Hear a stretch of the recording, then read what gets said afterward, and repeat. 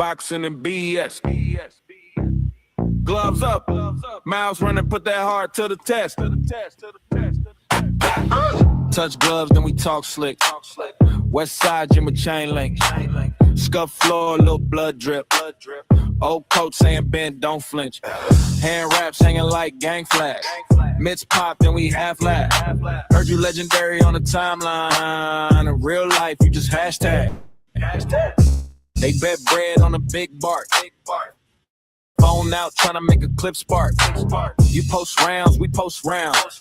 One gets views, one hits jaws. Welcome to boxing and BS, where the hands speak louder than the flex. All that talk better back it when you step, cause in this ring we don't care about your reps. Welcome to boxing and BS, where the sweat write truth on your chest. Run your mouth, then you better run your legs for the bell ring out and you meet that test. Cardio killing that clown talk. Last lap, see who still walk. You skip rope for the TikTok. We skip rope to the lights dark. Big chain, but your chin weak. All cap, you just big tweets. You shadow box in the Gucci belt. Before quick when the leather felt. We got bruise bags, split lips. Real love in the rough gym. Trash talk, then we touch fists. Same one swinging, gon' hug quick. That's culture, that's contrast. Real skill, not a fake stat. West side with a smoke at. We mix jabs with a loud laugh. Welcome to boxing and BS, where the hands speak louder than the flex. All that talk better back it when you step, cause in this ring we don't care about your reps. Welcome to boxing and BS, where the sweat write truth on your chest. Run your mouth, then you better run your legs for the bell ring out and you meet that test. Yeah. Gloves up. All bark.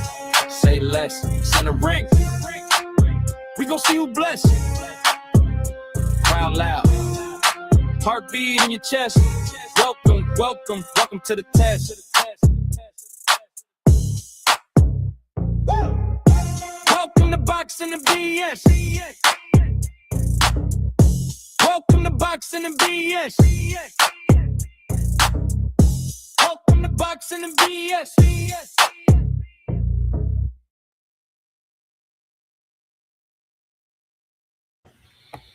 Yo. Good morning / afternoon. If your chick in the room, remove her so she don't swoon. You know what I mean? Because we about to go in. I'm about to talk this good shit. Matter of fact, let me get the ooh up on with the cam. Oh, hold on. Slight adjustment. Gotta remove that. Oh, got it, man. Yo, I've been I missed y'all. I'm not being facetious at all. Bars. But yeah, I miss talking this shit. I took like 4 or 5 days off, deal with real life shit. But hey, we back in the building, champ. And we're gonna get to it. So, y'all see the thumbnail, right? The first thing, the lead headline, we're gonna talk about. Again, I wish I got to talk about this a little earlier in the week, but hey, better late than never. We're gonna look to Loma. We're gonna look back. We're gonna look forward, right? So let's start with Lomachenko. Salute everyone in the building. Let me acknowledge the chat. Shout out my man Bald. I'm actually surprised you're a sub, man, but I appreciate your support. And of course, my main fan, Kalia, my main sub, man, always holding it down. Salute to y'all. We got a few people in the building. It's going to be a slow build, man. I might be up here for a number of hours. Just depends on how the energy flows and goes. So, yeah. With that introduction being said, yes, the thumbnail says Lomachenko is back, which is official tissue, right? However, we don't know exactly who is going to be facing. Hence why I put the 3 possible, like, what I would consider the main candidates to get the fight up there. Who we got? We got fucking Shakur, Abdullah Mason, Tank. Yeah. These dudes. Okay, more people in the building. Shout out to y'all. While I have y'all, please like and subscribe if you feel in the content.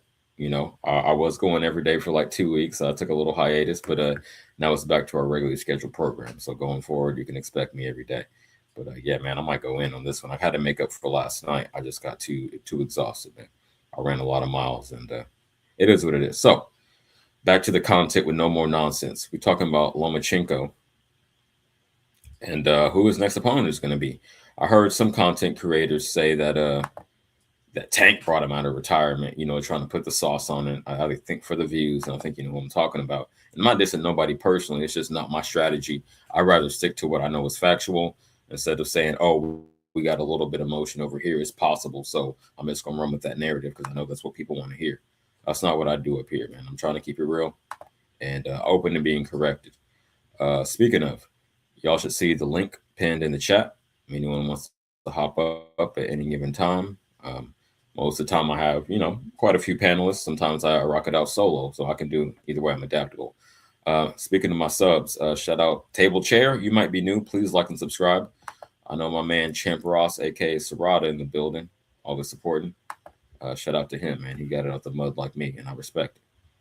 Okay, so who is the most likely opponent for your man Loma come out of retirement? And I got love for Loma. I do think he's probably slightly overrated only because he got the title shot off top, right? With second fight in. And that doesn't really happen unless you got the machine behind you. And it's no fault of his own. I'm not blaming him. I'm just saying, like who else? People want to bring that up as an accolade, and it most certainly is. But who else gets the opportunity? You feel me? So, hey, but shout out to him. Living legend. You feel me? One of the best to do it, at the lower weight classes. So I'm very interested to discuss with y'all who he is most likely to fight next. So let's go through the options. Tank, probably the most bred, and Tank has been on a hiatus since since the Roach. Damn, I think since the Roach fight. It seems like eons ago, probably just like last year, but damn, it seems like a long time ago. Okay, so Tank would offer the biggest bag, and that might be the direction that Loma is looking to move in. As he not only nears the end of his career, he essentially is right there, right? So, yeah, maybe he wants to cash out. I wouldn't be mad at him. I mean, he put in a lot of work. He didn't duck people. He did his thing. I think the younger generation, the generation like half below him, they're more responsible for the fights not happening. But don't quote me on that. I mean, that's kind of speculation. I'm just peeping the boxing culture and how the younger fighters are moving.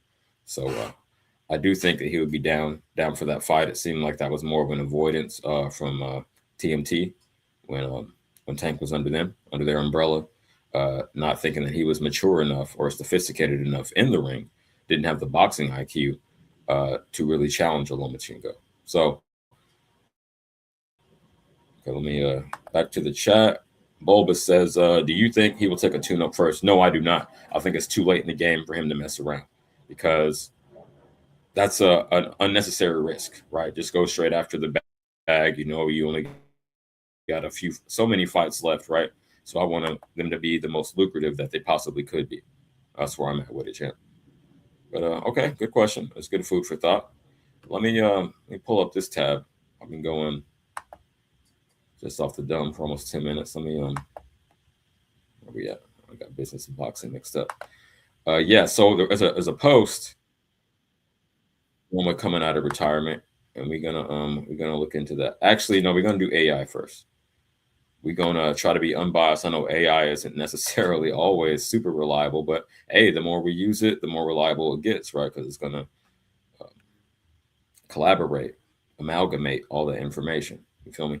So let me share this tab from Gemini AI regarding Loma's comeback. Boom, bop. Just a moment. We got it right here. Okay, so this is the paid version of AI. I want you to know that it's not just me hopping on here randomly. I'm like investing in this, right? And the more you all support me, the more I can expand the content and the quality of the channel, rather. So yeah, if you want to, I'm going to be putting some other things up here, but for right now, we got the Cash App scrolling across the bottom of the screen. Again, don't feel obligated, but it's much appreciated. $ CJ Rich 2026. Without any further ado, let's get into this. What AI has to say about Lomachenko making his comeback. So I'll read it with you. Can you see this? Yes. Okay. Vasily Lomachenko is officially ending his retirement and targeting a return to boxing, to the boxing ring in fall 2026. Matter of fact, I'm gonna take myself off so we can really see the text. There we go. Yes, fall 2026 is the scheduled return date. His manager, Aegis Klimas, sorry, I'm not familiar with dude, and sources via the Ring magazine confirmed that the 38-year-old three-division world champion is healthy, motivated, and demanding only elite marquee matchups, explicitly refusing any tune-up fights. So that's perfect timing from Bulbous had this question. I'll pull it back up. Do you think he'll take a tune-up? Nope, I don't, and AI agrees with me, per their sources. So, continuing. Key details of the comeback. Promotional free agent. Y'all know what that means. He's not signed to any sanctioning, not sanctioning body, but any promoter officially. Uh, Lomachenko's longstanding contract with Top Rank expired on May 12th, 2026. Makes perfect sense. The timing of it, right? That's 2 days ago. If you don't know, so now that his contract expired, like I don't want to be tied up. I want to. Again, this all lines up with what I was saying. Again, I go through this in real time. Like I preview the things, but I haven't read this AI yet. So, but everything I'm saying so far is coming to fruition because he doesn't want to be locked down and Top Rank say, "Oh, this is what we got to offer you." Maybe Turkey might put on a fight for him in Tank. You know what I mean? So he doesn't want to put a cap on the ceiling. Continuing, for the first time in his professional career, he is completely free to sign a one-off deal or work across competing networks. Yeah, man, that's good business. That's good business. Physical recovery. The former champion previously walked away from the sport in June 2025 due to a combination of emotional exhaustion and a persistent back injury. Yeah, we know about the back. Emotional exhaustion. Okay, y'all got it. His camp reports his back is now fully healed. Okay, that's vital, allowing him to plan a short multi-fight run. Yeah, 2 or 3 is what I would expect. He is 38 years old, right? I'm 42. I feel you, champ. Get that bag and get the fuck out. Next bullet point: last ring appearance. So I was alluding to. His last competitive bout, excuse me, was exactly 2 years prior to his contract expiration when he secured an 11th round TKO victory over George Kambosos Jr. in May 2024 to win the IBF lightweight title.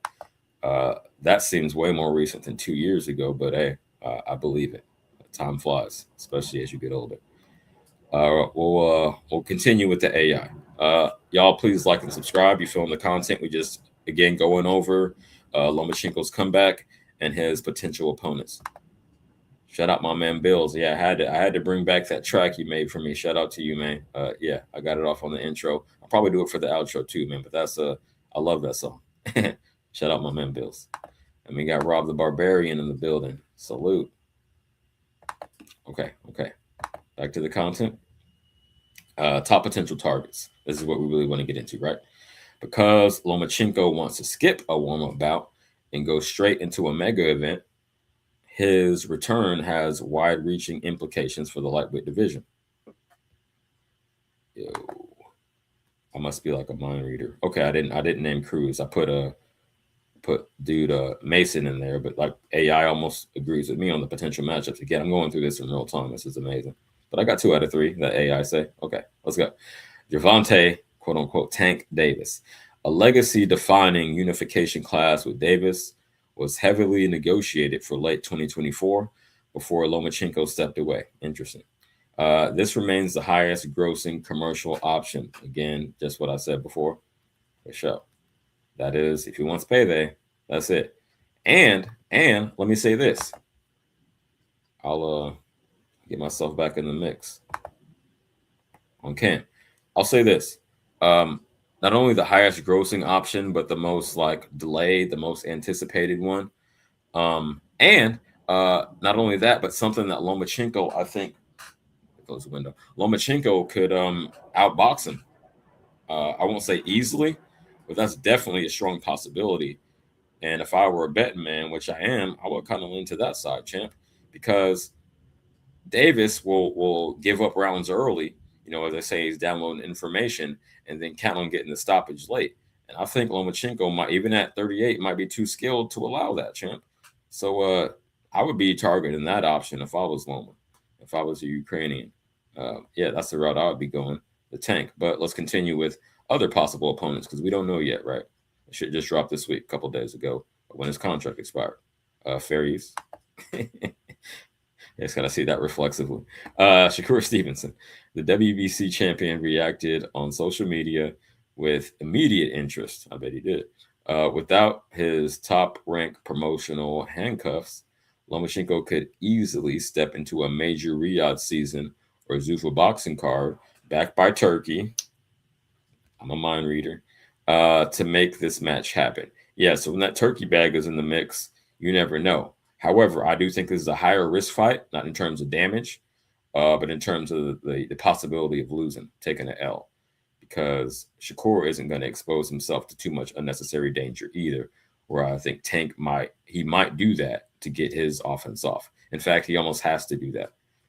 Both of these fighters are defense first, Tank and Shakur, that is, that I named so far. However, Shakur's IQ is just higher, in my opinion. I'm not a Tank hater. He has the power, definitely, but Shakur is not going to go in there against a Lomachenko and just put himself in a position to get battered or outboxed. I think he would want to show he's a superior boxer. So if you're a boxing purist, that's an interesting matchup. I don't know how much the casuals, the general public will like it, but it's interesting. Both of those are cool. And finally, they named three, as I did. Isaac Pitbull Cruz. Isak, I should say. Speculation has also linked Lomachenko to a high-profile spot on a major pay-per-view card later this year. Well, that's just general. I like my pick of Abdullah Mason, who's on the thumbnail, better than that one, because he's the young, up-and-coming, hungry lion we haven't seen yet. He has gotten clipped, right? But Cruz is already lost, in my opinion, to lesser competition than Loma. Definitely to lesser competition. So that's not as interesting to me. I'd rather see either one of his semi-contemporaries in the Tank or Shakur with vastly different styles, or passing of the torch, so to speak, or hold your shit down. I'm not saying Loma would lose that fight, but that's a very interesting fight, potentially him and the man Abdullah Mason, the kid. With that being said, if no one's going to hit the link yet, we're going to move on to the next topic. But to put a bow on this Lomachenko comeback, I'd most like to see Tank. I'd like to see that interesting contrast of styles.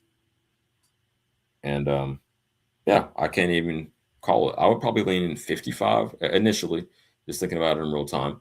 55, 45 to Loma in that. So, check. Boxing scene is on some BS. Y'all bear with me. I'm trying to share the next tab with you, and they're playing with the game. Okay, so that was good. That was a good, main topic of conversation. Y'all pull up and let your opinions be heard. Otherwise, I'm moving on, and I'm gonna share this next tab, boxing scene, with the schedule and what we got coming up this weekend. We will be circling back to last week, which is Thursday. Let's look forward. Everyone else already looked back. We'll circle back to that. So this weekend, Friday, we got your boy Karen, who has competed at the top level, although he has been unsuccessful, bars. And that don't matter. And Paddy Donovan out the UK, right? How do we see that going? It's a good B versus B level fight. No disrespect to these dudes, they would knock my head off, but a good B versus B level fight, and not something I would bet on, but I'm definitely going to be tapped in because I view them as like an equal level. That's going down in Germany. Let's blow it up and see if we can see the whole card. We got Paddy Donovan and Karen Shugason. Yeah, I tried my best.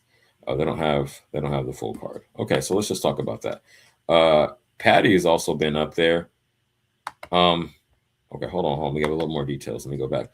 Paddy Donovan will get his IBF welterweight eliminator on May 15th, but he must travel to Germany to take on Karen and Mannheim. I'm trying my best with these foreign words. But okay, he got to travel. He got to go on the road. It's not going to be a UK fight. And it's an eliminator, a title eliminator. So whoever wins this will be on deck for that title shot, which makes it a semi-big fight outside of the name. So I'm with it. And Karen promises to outwork and outlast Patty Donovan. So he's looking for a decision. That doesn't sound like he's coming to blast him out of there, which, given what we've seen of him in the past, I think that is a good route to go. Don't put too much sauce on it and say I'm gonna stop him, bro, like these UK dudes tend to do. But okay. Shout out Patty. Shout out Karen too, man. I really can't call that one, but I will be tapped in and let me let's see if they say where we can see that. The telly, as they're called in the UK. It doesn't say ESPN or the Zone. I'm gonna wager on the Zone. I'll circle back. I'll do some research as I'm playing some videos later and let y'all know. So if I forget, please remind me. But that's the plan. We got a lot of topics to talk about. Rob in the chat say, I'm looking forward to that Allen Hergovich fight. Oh, yeah, that's on deck. We taking a look forward. I'm just getting started, man. I'm just getting in the kitchen. The pot ain't even simmering. So we definitely going to talk about uh, that Dave Allen and Hergovich clash at heavyweight. Yes, exciting times. Boom. Speaking of which, back to the boxing schedule. I'm going to belabor the point. Yep, and that's next on deck. The next big fight you see, and this will be on the Zone from Doncaster, UK. All right. So we know Hergovich, right? He's taken on top level opponents with mixed success, but he definitely has proven that he belongs up there. Whereas I might be biased, but I see David Allen as more of a UK, more of a domestic level fighter. No diss. Again, he could knock my head off.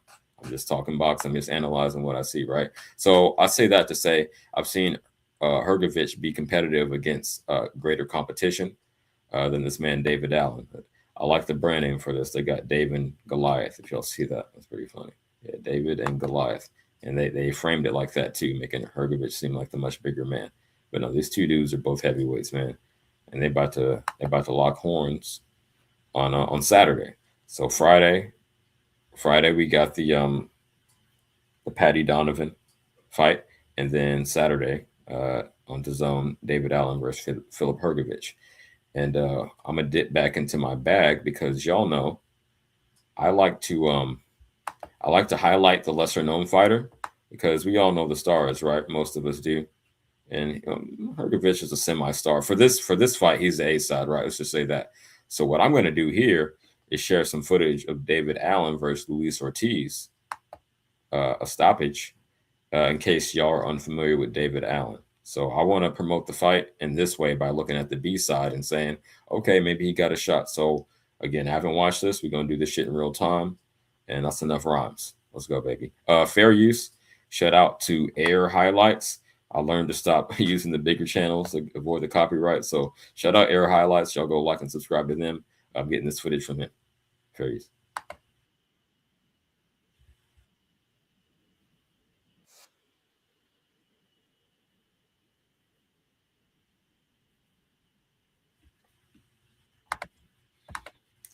Quick pause for the cause, and it's just highlights. You feel me? I mean, we don't have time to watch the full fight, but what Bulba said is exactly why I'm highlighting what David Allen can do. I think a lot of times, and I can be guilty of this as well, but I try to be cognizant of it. I try to be aware of my bias.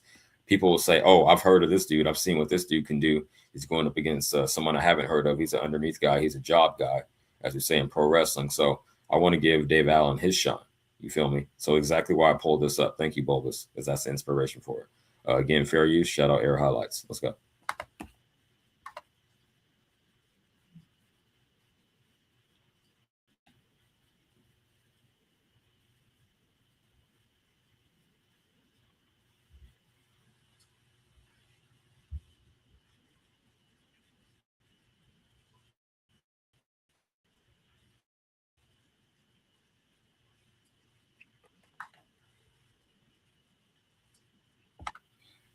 Y'all see that defense? You've seen the head and weights movement. Granted, Ortiz is an older dude, but let's run that back, man, because we want to showcase what the guy can do, not just say he's going to get his ass whooped.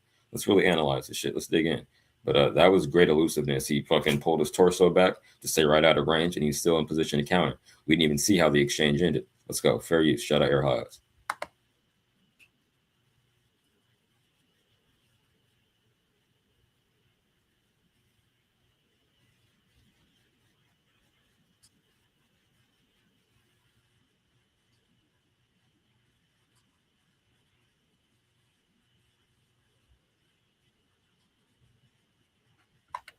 I see very sound defense. Again, this is an older dude, but shit, he's staying out of range or guarding, protecting, seeing shit coming where he needs to. So you seen he dropped that elbow down to protect the body. He wasn't just thinking Luis was going for all headshots. So he's very aware. It means he has a keen eye and can read his opponent well, in my opinion. Fair use.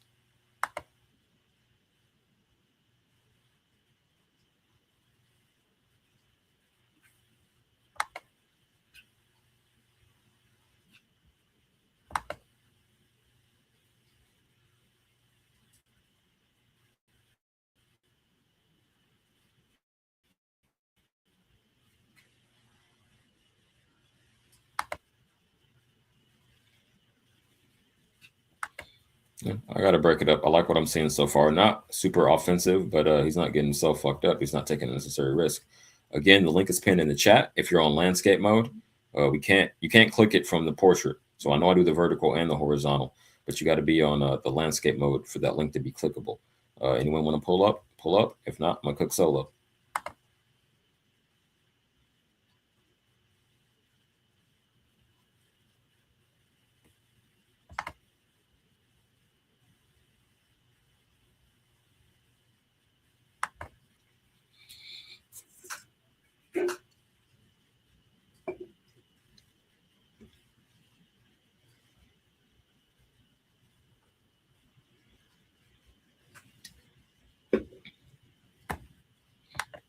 His hands are a bit slow. Real quick, I'll say his hands are a bit slow. I'm also noticing that, so I'm not just here to deride. I'm just, you know, breaking it down in real time. His punch speed, like Luis Ortiz's hands look faster than him, and he's fucking 50 years old. So, okay, y'all got it. Very used.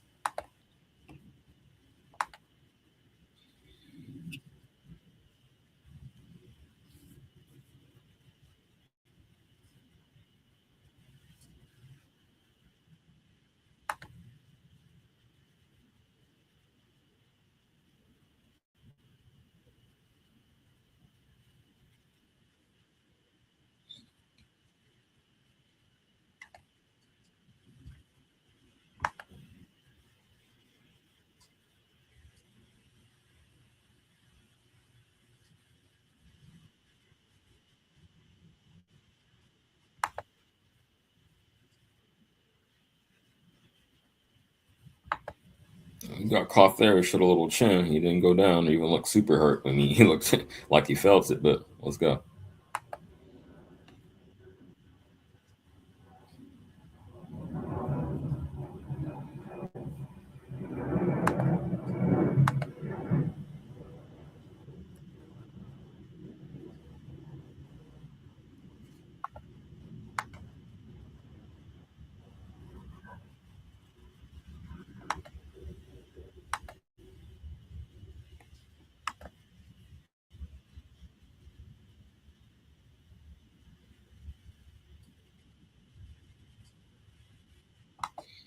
He's trying to mix it up to the body, not being super effective, but I do like the punch selection. Again, I think that's a function of his lack of hand speed, why he's not able to really dig in there. Because with the old man, my game plan would definitely be to hit him to the body, get him gassed out and get him out of there. Well, it is a stoppage, so let's see how the fight develops.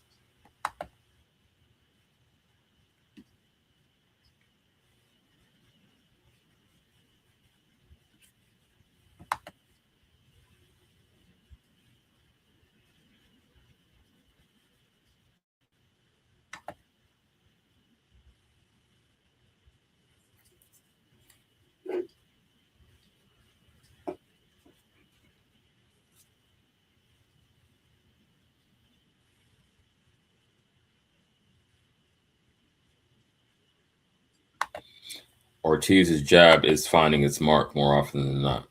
Um, okay, so he would probably need to work on that before getting in there this weekend. I'm sure he has been. Not like he's going to start 2 days before, but yeah, just observing. Again, fair use. Shout out my man, Air Highlights. Let's go.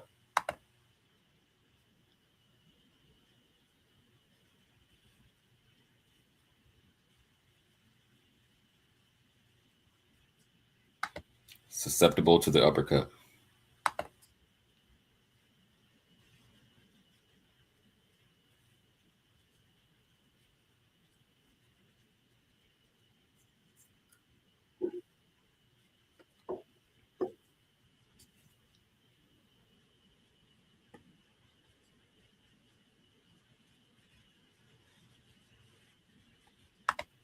Yeah, his defense impressed us in the first round, but he's already starting to slow down.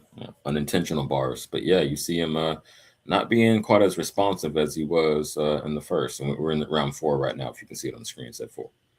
About halfway through the fight. Let's go. Furious.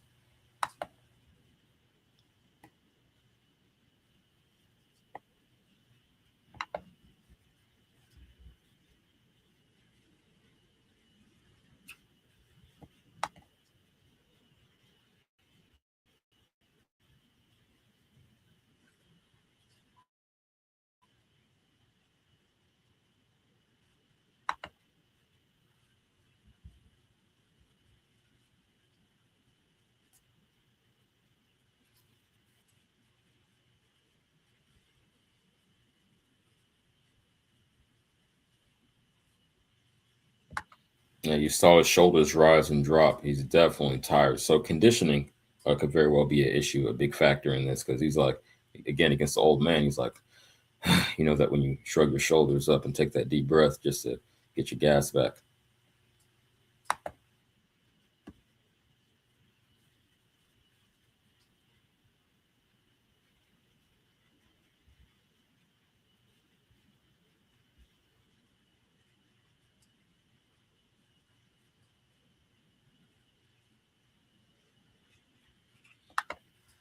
And if you just heard it, I'm going to rewind that back because I think he clipped him with the uppercut. But the commentator said this is the scheduled 8-round fight. They were halfway through after the fourth. Okay, that's interesting. So I need to look this up, but I would assume that Hergovich is fighting 12 rounders from here on out. So he might drag him into deep waters. I'm starting to change my opinion. Shout out Dave Allen, but I'm thinking through this in real time. If it's 12, I definitely got Hergovich.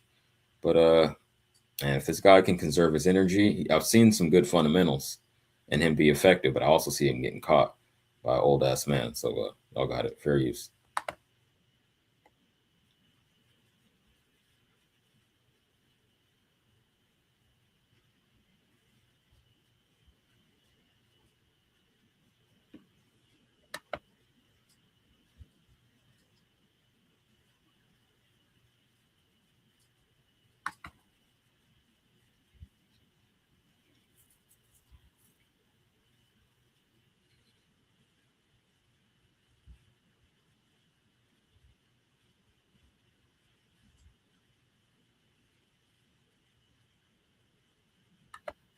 Looks like he's trying to fight at mid range, but right now in these middle rounds, Ortiz is being more effective from there. Okay.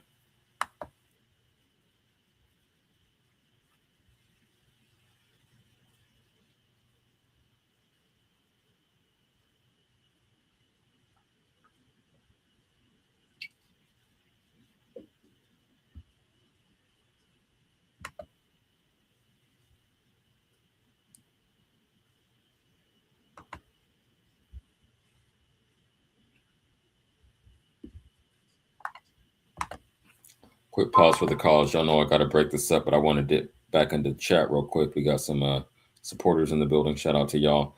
Please like and subscribe. If you feel so inclined, hit that Cash App $ CJ Rich 2026, but no pressure on that.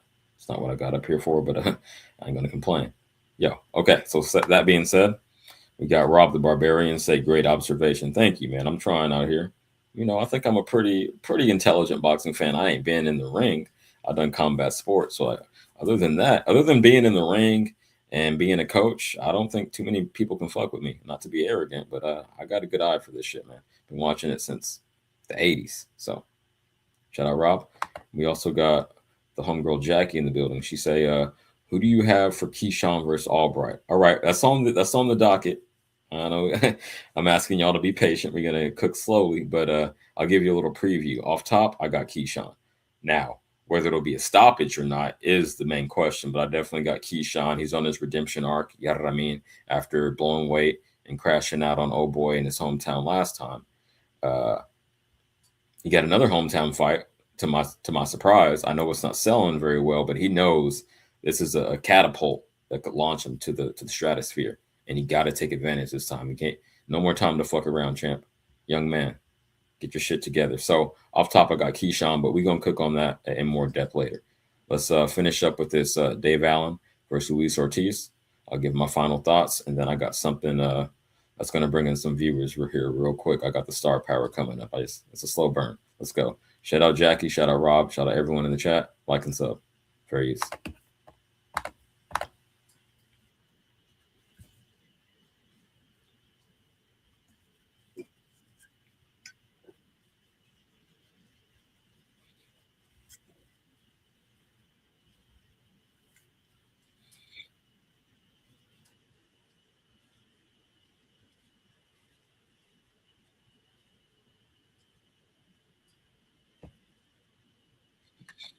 Man, I like to take Alan on one of my runs, man. You need that cardio, and your gas tank is on E. Let's go, baby.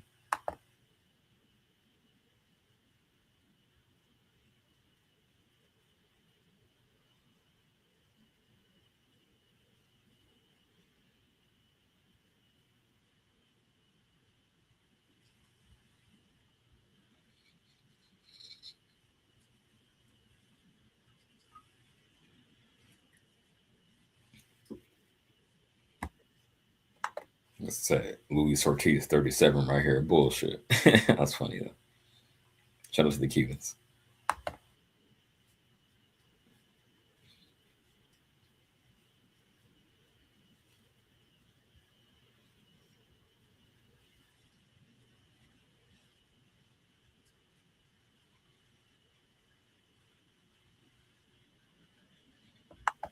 This nigga put his chin in the stratosphere. He put it in the air. It was just there. What the fuck? It was no movement, no hands, no guard. Yo. Okay, Alan. Come on, champ.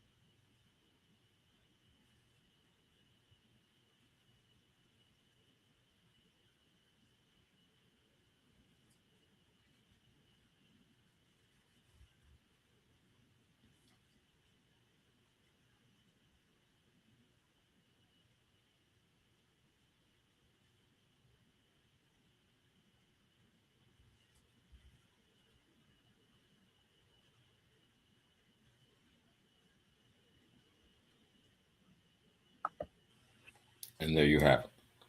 Well, uh, I had some positive observations early on. Definitely faded big time down the stretch. That ain't it, man. I'm gonna go put as much sauce on it as to say like at least 75 to 80% fucking Hergovich. This nigga, like, you can't come in there in an 8 round fight and get gassed out by an old ass man and expect to fucking go to this dude is like contender status, right? I'm speaking of Ergovich. He's at that precipice right under the champions. Like, he could get a title shot. I wouldn't have no problem with it. And maybe that is a setup because it is a title eliminator for the IBF, if I'm not mistaken. So yeah, this is that ain't it, Dave Allen. I'm sorry, champ, but you're gonna go down in your hometown, or at least your home country. Let's get back to the chat before we move on to the next topic. Damn, y'all are cooking. Okay, hold on. Let me scroll back up. Let me see. Jackie, shout out to you again. She says, I just watched her press conference. She means Keyshawn and Nahir. I was thinking Albright, but he seems a little nervous. Okay, so you're reading the body language and the vibe. I haven't seen it yet. Maybe I'll pull it up when we get to that topic. But okay, that's interesting. I just have Keyshawn based on pedigree and eye test. You know, I'm the eye test guy. So salute. And Jackie and Kalia exchanging niceties. Back to the boxing. Jackie says again, Allen and Ergovich going to end in double TKO. Yeah, they both shown vulnerability. But after that, especially considering the age of the opponent, and I'm not dissing Luis Ortiz. You know, he gave Wilder work. But again, Wilder is a great boxer. And, he got him out of there twice. But yeah, man, you can't do that. And that's after the Wilder fights. You can't show up like that.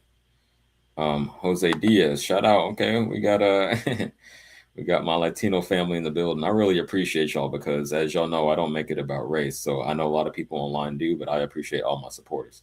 Jose rather says Luis Ortiz Great counterpuncher. Yeah, indeed. Let's see what happens. I have to go back in the gym. Yeah, man. Hopefully, he's been working on his deficiencies, especially that goddamn cardio, because he was ooh whopping, dipping and dodging early on, but later on, that shit faded. Get back on cam. Yeah, that was not it. That was not it, Dave Allen. Come on, you gotta put a better effort than that. I know you tried your hardest, but that's not a formula for success. Is all I'm saying. Kalia say, I don't know a lot about this fighter. I have to do my research, and that's the honest opinion. See, Kalia has a lot more integrity than some of you men out here. Because I hear dudes saying, "Oh, I can never be wrong. I just know what I'm talking about off top." No, this is why I go through shit in real time with y'all. Again, I'm just the boxing fan that's been down since the '80s, and I watch it with y'all. I don't like come in like watch. I know some people will watch the shit, watch a clip, and then already have a notion and just try to like continue to validate that. No, I'm literally, I give it like 30 seconds and I'll be like, okay, this is good footage, and I'll watch it with y'all in real time and break it down, off the top of my dome. So that's where I'm at with it. Yeah, so shout out Kalia for having the integrity to say, I don't know a lot about Dave Allen. I'm gonna look into him before the fight in a couple days. Okay, for sure. And she says, I'm starting to like the UK fighters. I mean, I'm indifferent, right? I'm not. I don't hate on them. I don't give them extra credit, extra sauce. It's just a fighter to me. But they do get pushed because boxing sells better over there. So I do think they might actually have an inside road. Probably why he's getting this opportunity, even though I don't think he's quite ready for it. But he's getting an opportunity for an eliminator, and if he can rise to the occasion, hey, shout out to him. And this is not what I'm betting on, champ. So shout out Dave Allen, Ergovich. Hopefully it's a thug fest, a slug fest. But with that, let me welcome my man 150 to the stage. What it do, champ? Yo, yo, what's good, bro? What you got I'm going on, chilling. man? I'm going at an unusual time. I felt bad. I had to make up for last night. I missed last night. I just got so goddamn tired, man. I had run over 10 miles. I was just exhausted. So, yo, this is the makeup stream. And I might either I'm going to go super long on this one or I'm going to go again later this afternoon / evening. So I'm putting in the work, man, because I was being super consistent and then I kind of fell off. So, but yo, we back in the saddle. All that matters is you correct your actions. But with all that being said, so we talked about Lomachenko's comeback, and now we breaking down this Hergovich and Dave Allen. We also got Patty Donovan in the mix. So any of those things you want to cook on before we move on to the next topic, please feel free. What was you talking about at the moment? You just talking about Oh, Dave I was Allen talking shit? about Dave Allen. I'll tell you, Dave Allen and Philip Hergovich Saturday, IBF title eliminator. So people know Hergovich, so I wanted to give a little shine to Dave Allen. This wasn't his best effort. Obviously, he got stopped by the old man Luis Ortiz because he ran out of gas. So that's the footage I was covering. That's the current topic right now. Yeah, in that fight, bro, I would favor Ergovich against Dave Allen. I mean, Okay, Dave tell me Allen, why. he's a solid boxer, bro. He's nothing crazy. He don't really have no crazy speed or power or anything like that. I think Hergovich, bro, he's just bigger, stronger, power in both hands. He's not great defensively, so Dave Allen should catch him clean majority of the fight. But I think Hergovich should be able to put him away. I feel like this style Mm, matchup eases him a bit better. Like the last guys he's fought were better boxers than him. Like Dubois, for example, way better boxer than Hergovich. You know what I'm saying? Hergovich just had some hype back in the day. A lot of people were saying he was being ducked. Like they said Andy yeah. Ruiz ducked him and Tony Yoka. Like a lot of these guys were saying he was they was ducking Hergovich, man. But I just feel like they didn't really want to fight him because he had no name like that at that time. He mixed it up with a couple guys, so and people know what he's about now. He's not the greatest. He can be beat. So I feel like more guys are willing to jump in there with him. But I Hmm. feel like I feel like he'll beat Dave Allen though. I feel like he will. I feel like he Yes, should. yes. Okay, that's cool. Good take. Yeah, I think there's a class difference. Yada. I might even Ergovich to me like a given this current landscape, not like historically, but this current landscape of heavyweights, I would put him at a relative like grading on the curve, a B plus, maybe A minus if I'm being super generous, but he's definitely in that contender category. You feel me? So yeah, I expect him to carry the day. Um, Damn, y'all tapped out 150. Okay, I'm not gonna even say that. But yo, we gonna move on to something more sexy than Dave Allen. But you didn't give me time to cook. It's only been 45 minutes. Uh, Lance, why you gotta hate, champ? I ran 6 half marathons, and I'm training for my first full one. To 10 miles is light work. You know what I mean? Because if you know marathon, you know half is 13.1, full is 26.2. So we working up there. I mean, that's the bare minimum I can do, champ. So I got medals, I got t-shirts, I got my homies. I can get my homie up here. Well, if he's working right now, maybe on his lunch break, he could come up here and say, "Damn, he got me into fucking running." And now that motherfucker's doing ultra marathons, 100 plus. But yo, I ain't up here to cap. Why the fuck would I do that? No one asked me about running. This is what I do on the day to day. You'll see me outside. Anyway, we're getting way beside the point. Now, 150. I'm glad you pulled up. I have someone to bounce these ideas off of. I want to move on to the Earl Spence comeback. Earl Spence, Tim Zoo, and the interview that Spence just had. So, with that said, let me share this tab. Again, fair use. Y'all stop hitting me with the copyright strikes because I'm just, commentating in good faith. I'm not just stealing the content and letting it play for an hour. We just, boxing fans chomping it up. So, all that being said, main event. Y'all go ahead and subscribe to his shit. I got this interview from him. And Spence got something to say, man. And he got a new hairstyle, a new mindset as well. Fair use, y'all. Let's go.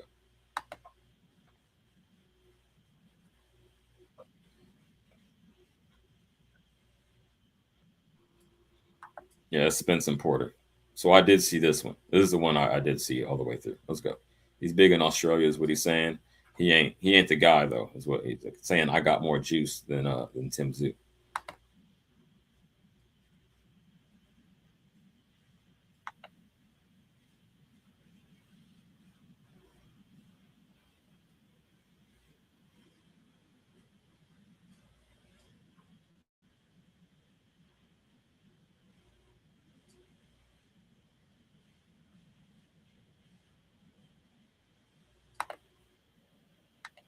Brief pause for the cause, fair use. But this is basically Spence telling you where his mind is at. We already know what happened 3 years ago, right? So he's finally getting back in there versus a pretty high profile opponent.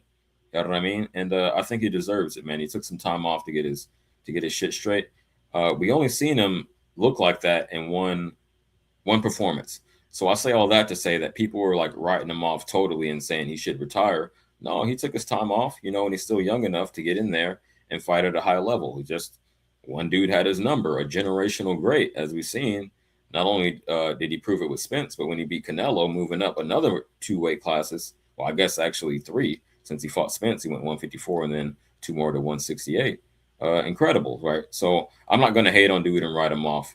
If he's got his mind right, he feels like he can fight again. I'm gonna support him. Before we continue, you got anything to say on that 150 on Errol Spence's mindset as he enters this fight against Tim Zoo? Not at the moment, man. It's what I expected. I just didn't think he was gonna come back for real. I didn't think he was gonna fight again. So But you yeah. thought it was over, Hova, but you believe it now, or you think he's just capping? No. I mean, look, this fight right here, he should win this fight. You know what I'm saying? Tim Zoo is a good fighter, but I just feel like he's not a great fighter. You know what I'm saying? This is probably the easiest matchup for him at this stage right now, and I still think Tim Zoo's a live dog. You know what I'm saying? I feel like people kind of washing him away a little bit because Spence Okay, hasn't fought in a long time, and to me, in training, from what I've seen so far, he doesn't look that impressive to me. Like, kind of looks a little slow in there and. Maybe he's just super rusty, but we'll see, bro. We'll see. got you. Real quick, the chat said it was an audio on the interview. Okay, so let me pull this back up. While I'm doing that, shout out J Money. Yo, Um, yo, what up? What up, fellas? What's going on? What's up with you? Appreciate you pulling up. I'm just trying to get the audio right for the interview because it ain't no point in seeing him if we can't hear him. But you got anything to say on what we cooking on so far? We're talking about Spence's mindset for this comeback, and Oh, what do you yeah. expect from him? Spencer's gonna destroy that boy. I'm telling you right Okay, now, he's gonna destroy that boy. He waiting. He hungry. He can't wait to get back. But it's not gonna be Bud. You get what I'm saying? Bud is not in Mhm. his periphery. He had to get that out, right? So if it's not Bud, and like my career has been derailed, I lost my titles, I'm fucked up, you know what I'm saying? I gotta heal up. I can't get Bud back, right? Yeah. It kind of offsets the career. Like, what am I gonna come back to? What's gonna be the goal, the purpose, my, you know? But I think he found it. You know what I'm saying? Whatever it is, obviously we don't know, but Mm. he made a decision and he's coming back. And I always told myself, Errol might not come back, but the day he does, whoever he fights, that person's in trouble because that kid could fight. Errol Spence is he's a problem, bro. That one loss to Bud. Listen, Bud is an all-time great fighter. You understand? All-time great from the whole history of the sport. Losing to him, there's no knock or shame on that. And beating everybody else, yeah, Spence is a problem. And Sue about to get that ass whooped. All right, all right. I appreciate your take. And speaking of, I didn't think about this till you said it, but we got goddamn two people, two victims of Bud Crawford. And no disrespect to these guys, man. Salute to y'all, but two people who have faced defeat at the hands of Bud Crawford. So they should have some good perspective on it. You know what I mean? Right. Let me acknowledge the chat real quick. Shout out my man Just Do. Yeah, I was in yours yesterday. I'm glad to see you in mine. He said keep building. That's all I'm trying to do, champ. Let's get back to consistency. And before we continue with the clip, I think the audio was fixed, but we got my man Smoke Session in the building. What up, dude? Smoke, what up? Same old, it's good. Same old shit. When you over here talking about Loma? We was. That's what I was the lead. That was the lead. So if you want to speak on that, and who do you think would be his best option in a comeback fight? He said no tune-ups. He thugging it out because he only got so much time left. So given that, I was talking about Tank, Shakur, Abdullah Mason, AI through Isaac Pitbull Cruz in there. But if you got another name or you want to speak on any of those, just let me know, champ. Let's see where you go first. So, What you mean? Let's see where he signed to first. Well, that's it. That's just it. His top rank contract ended 2 days ago, which I didn't know before I looked up on AI. Literally 2 days ago, It's so good, Tuesday. that somebody's now, audio is crazy. Is that my audio? It's not mine. Mine's just quiet. I'm not hearing it. Yeah, I don't hear nothing. Is it me? Is it me?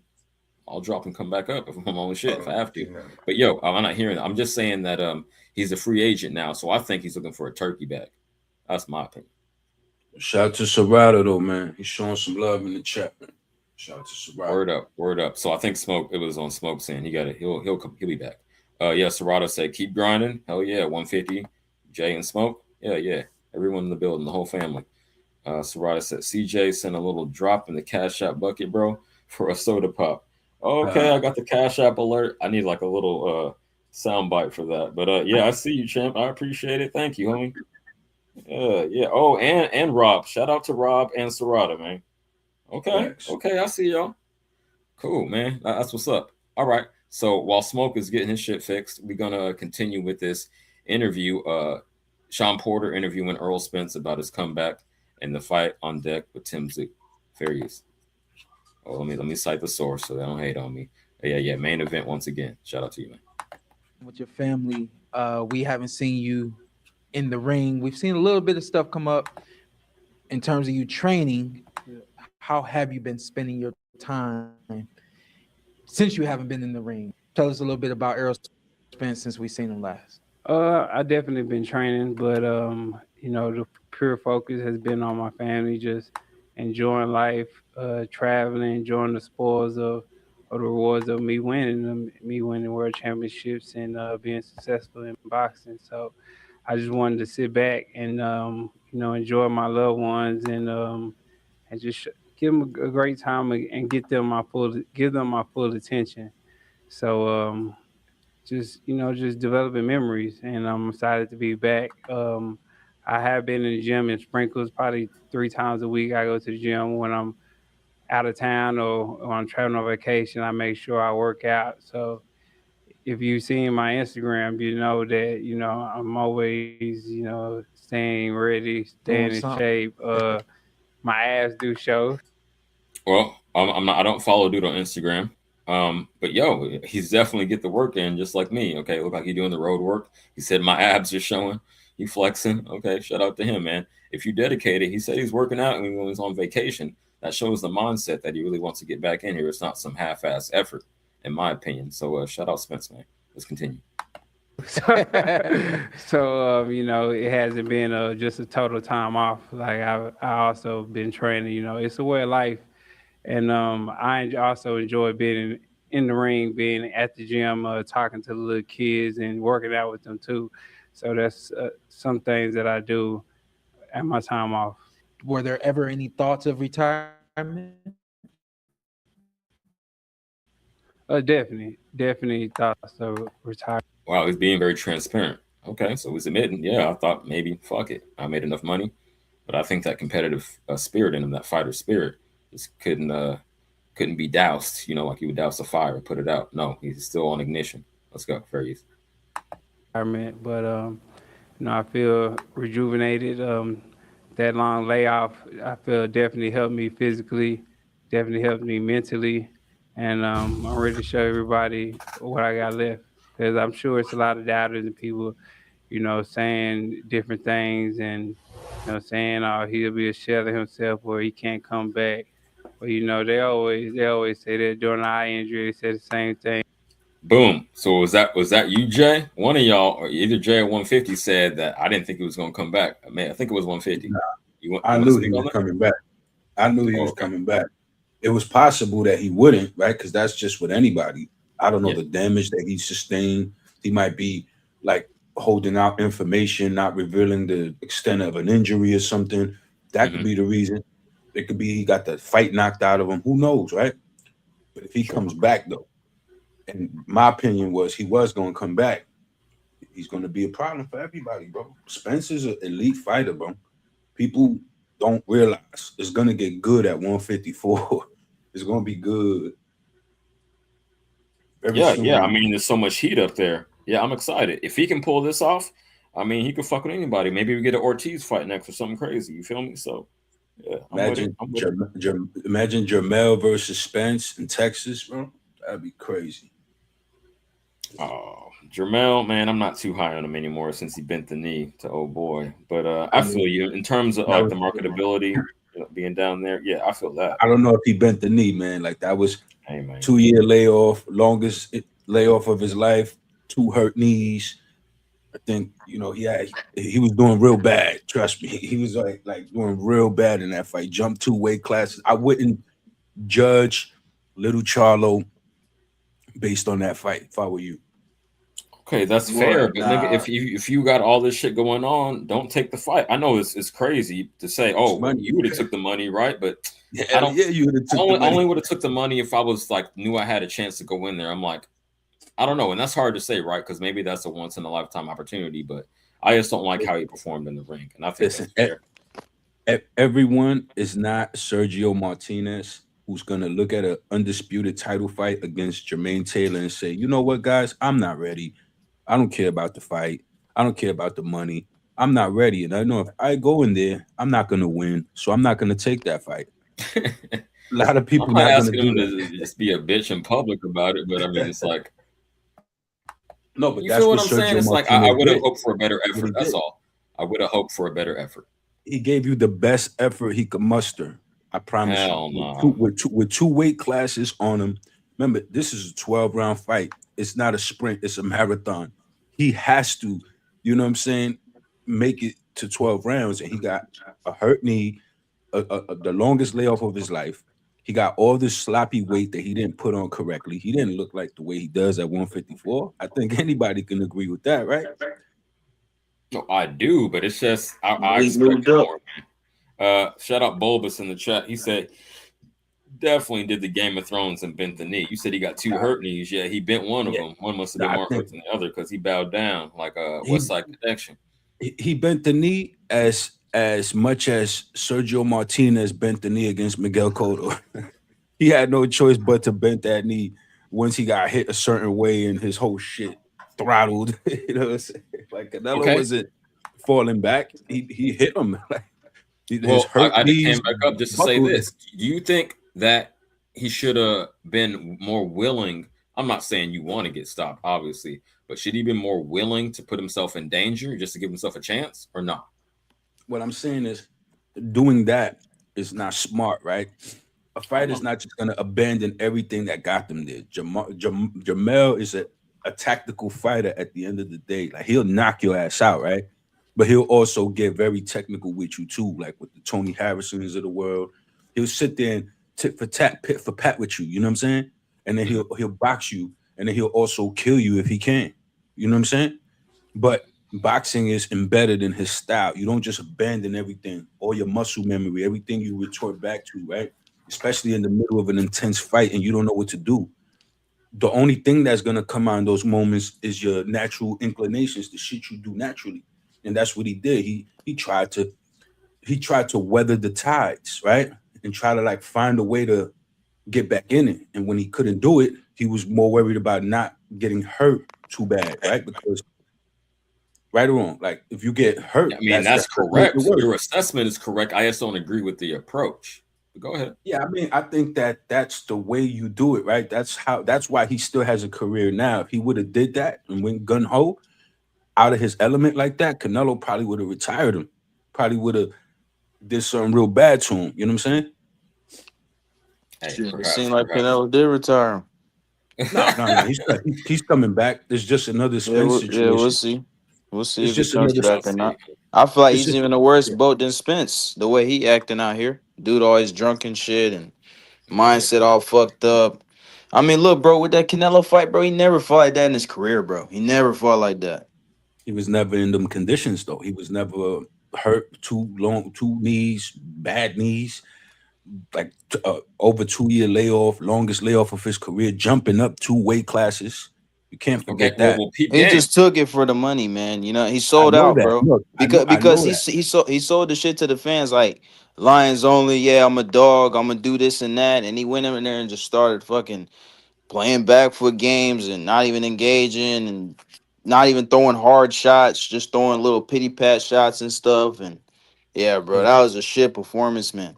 it was right, That's but what he here's made the champ. thing, 150, right? This is prize fighting, right? So he got to get that money. There's no amount of respect renditions, no amount of way you can maneuver this that would have resulted in 8 figures for him without taking this fight. You understand what I'm saying? Like there's nobody else that would have generated that for him. He got kids, he got a family, he got a life that he's gonna have to live beyond this boxing shit, beyond whether you or me choose to respect him for anything he did.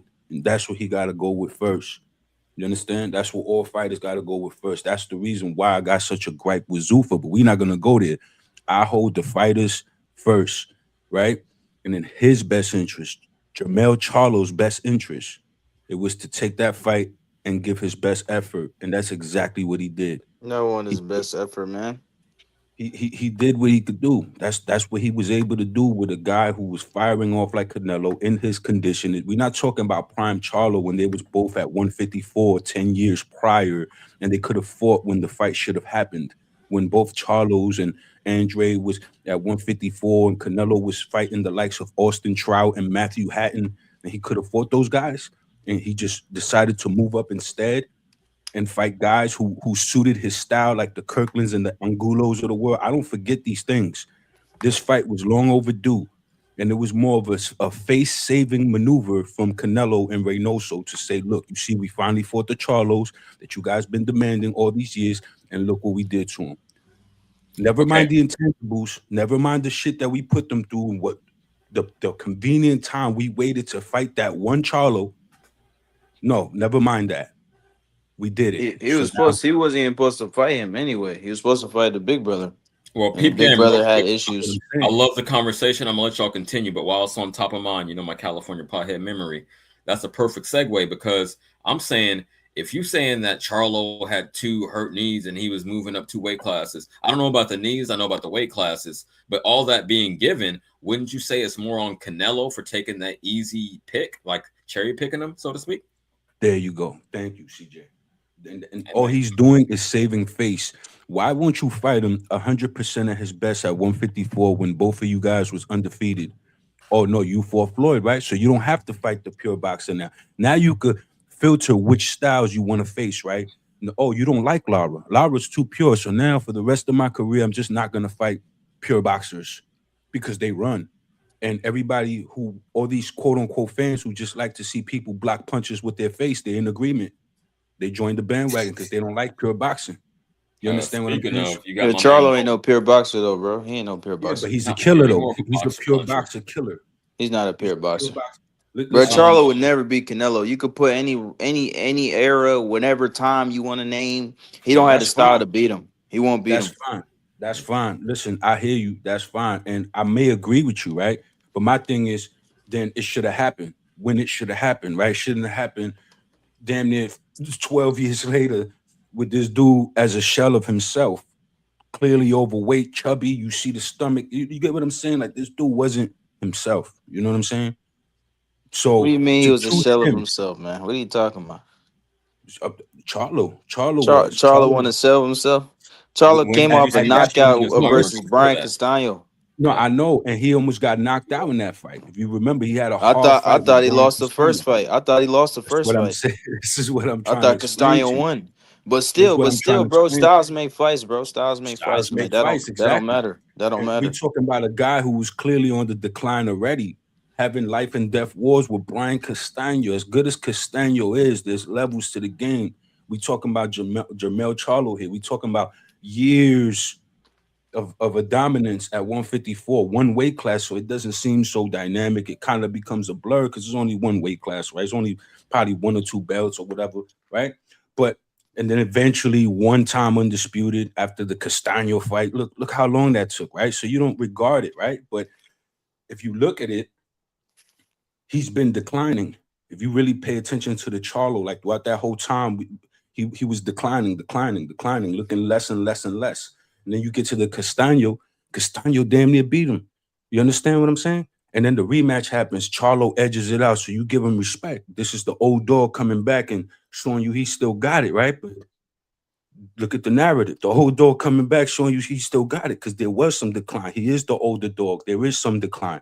And now is when Canelo chooses to make him jump two weight classes after his longest layoff and shot knees.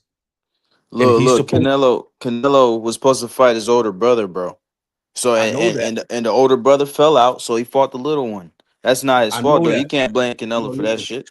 Listen, no, You you can't can blame him because for that. Canelo could have And just then no, listen, on top of that, bro, could have fought anyone else. the way people rate Charlo, Could have bro, fought to me he was Benavidez. overrated fighter. 154 was a weak division at that time. He could have When fought he had his reign, Benavidez. 154 was weak.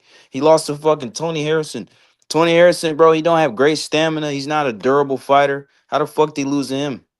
He beat him I in the mean, rematch, again, granted, but still. And that was a you prime said it. Charlo. That one no diminished Charlo. No, you said it Go ahead, go yourself. ahead. Styles do make fights, right? Jarrett Hurd lost to guys who I thought he would never lose to. You see what I'm saying? A lot of things go into these fights, man. On any given night, somebody could rise up and be great. You know, I didn't think Jesus Soto Kairos was going to knock Andre Berto out. I didn't think Robinson Castellanos was going to knock Yuriorkis Gamboa out. You understand what I'm saying? These are guys with a high amount of losses, knocking out elite level fighters at one point that reigned with their O for years. Styles make fights. I can't account for every single night Jamel Charlo ever had. But if you look at the general gist of his career, he was always one way. You knew what you was getting with these Charlos, man. And you knew you wasn't going to get that in the Canelo fight. Now, you said he wanted to fight his brother. Okay, the brother fight fell through, so fight David Benavidez. Give your man his shot. You know? Yeah, he didn't Boom. want to fight I Benavidez. He agree didn't with want that. to. Okay, you see what I'm He didn't saying? want You to see fight what I'm Benavidez. so now you passing on the real challenge that actually you're supposed to fight, who you're mandated to fight, who's your number one contender, mandatory challenger, and is enforcing it, right? So you're not gonna vacate the belt, you're gonna hold the belt, stay in his way, not give him his shot, and then you're gonna pick the Jamel Charlos of the world and then expect me, someone who's paying attention, to accept that shit. All because you couldn't get his brother. You couldn't get his brother, so find someone else who's in that realm. Someone who has a fucking pulse, who's not damn near like 2 years out the game with a hurt like he's never been before and two weight classes higher. I think it's obvious, right? I think it's obvious, right? Pick someone closer to where you at. Don't blow this guy up because he's Yeah, gonna but be a threat. bro. But what the way Canelo lost his last fight, that destroys your argument, bro. I know you're No, gonna say, "Oh, Crawford's a great it fighter," but does. still, It that doesn't. doesn't matter. He fucking It went does. up two It does matter. weights. It He went doesn't up matter. Oh, Styles. champ, two because he weights went as up. well. Nah, Exactly. he should have Styles. smoked the smaller guy. He should have beat the smaller guy. That's what should have happened. Crawford shouldn't have Again, won that fight. In all reality, he shouldn't have won the fight. Glad he look, did. let me I tell you took him on something. the Let me tell record you But he too. something. did. But he did. Look, check this And we out. put and we put money on him because we know how good he is. But in reality, he I wasn't put supposed money to on him. win. Yeah. No, he was supposed to win. Hell yeah, he was supposed to win. Canelo is a guy who started his career at 140. He moved up. He put on the weight, right? And Great. Crawford Good for started him. smaller than that. No, no, no. 130. Listen, Yeah. I hear you. I hear you. I'm getting somewhere. So my point is that these guys over time put on the weight. So now it's about how well you're able to put on the weight, right? If Jermel Charlo, right, was never inactive, right, constantly fighting and worked his way up the proper way to 168 and was there undefeated campaigning in the reign of terror there, then I would say you're right. You understand? But that wasn't the case. It was from one fight to the next, and Crawford was not dealing with crazy long layoffs that wasn't voluntary, like he wasn't hurt, right? He wasn't going through career altering injuries. You understand what I'm saying? Like he wasn't going through things that made him decline, right? He's still Crawford. He's still that great fighter we know, and skill for skill, he's better than all these guys. Canelo never seen nothing like that. Not even Mayweather, not even Lara could switch hit like that. That was a style thing. He perplexed Canelo. Canelo did not know what to do because every time he tried to let something go, he was getting popped with something strong, hard, straight, and he couldn't do nothing really back. What was All he right, able to champ. do? I've heard y'all's opinion. I'm not trying to cut it short, but we're going to get back to the Spence thing. But Yeah, before go we do ahead. that, welcome the new panelist, Solid as T, to the panel. What up with Yo, you, champ? what's up, T?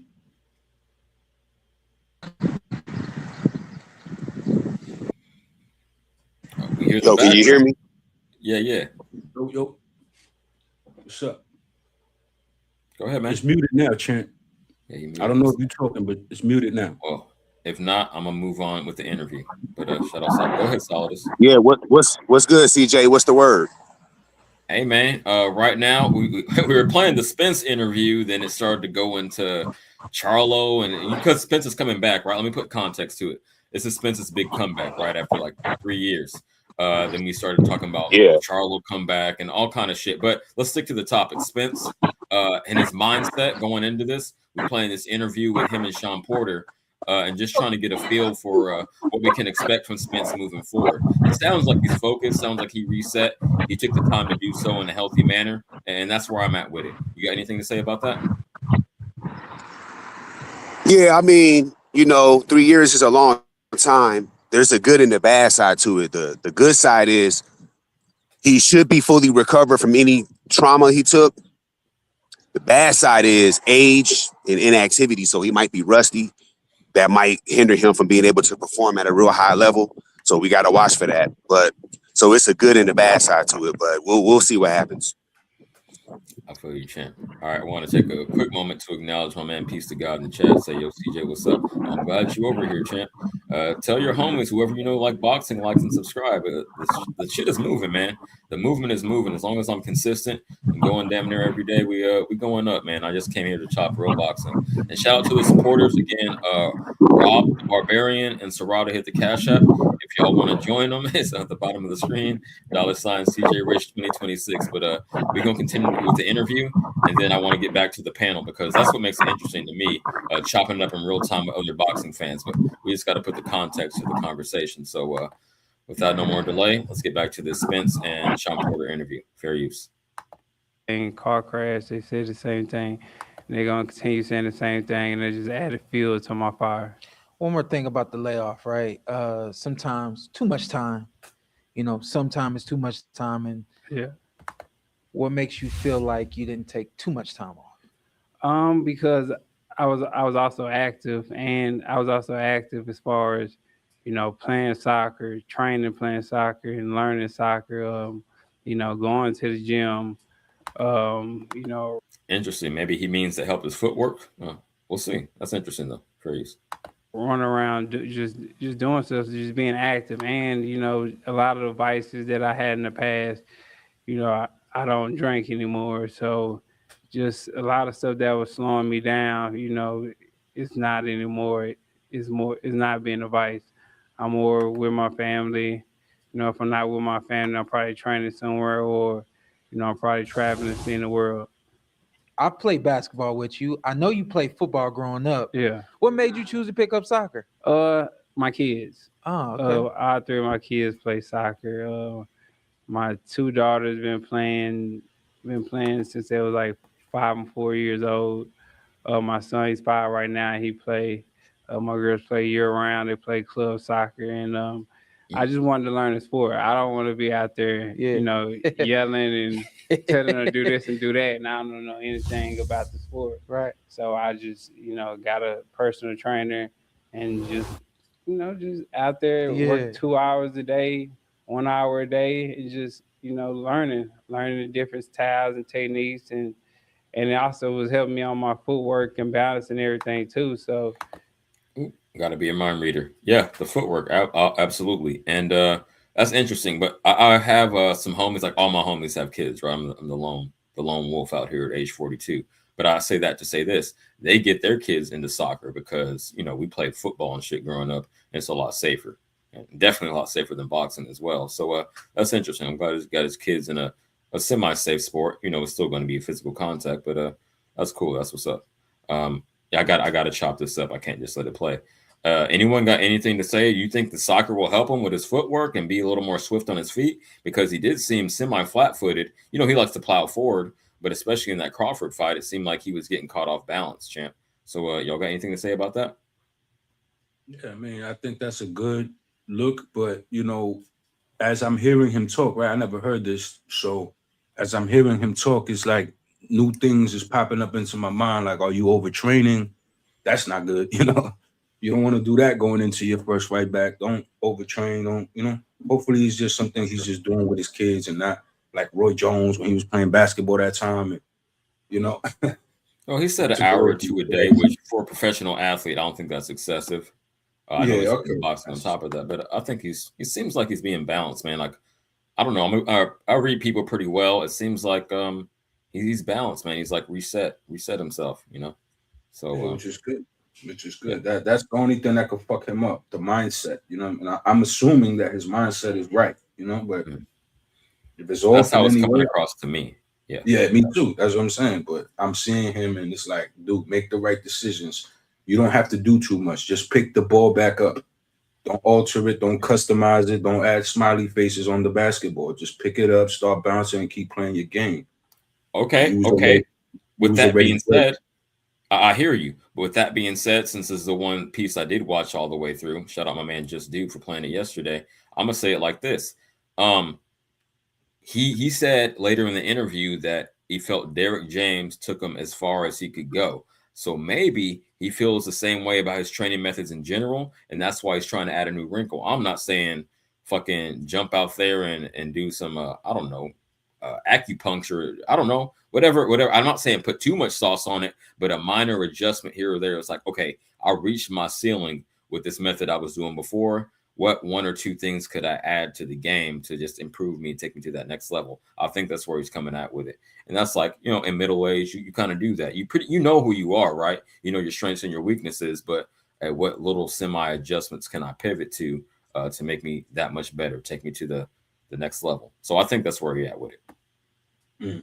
I think, yeah, that's good. But, I don't like seeing fighters change. So I don't want to say late because he's still young, but like he has a age career, like a long career. Been doing this since a kid, and he's been fighting this way.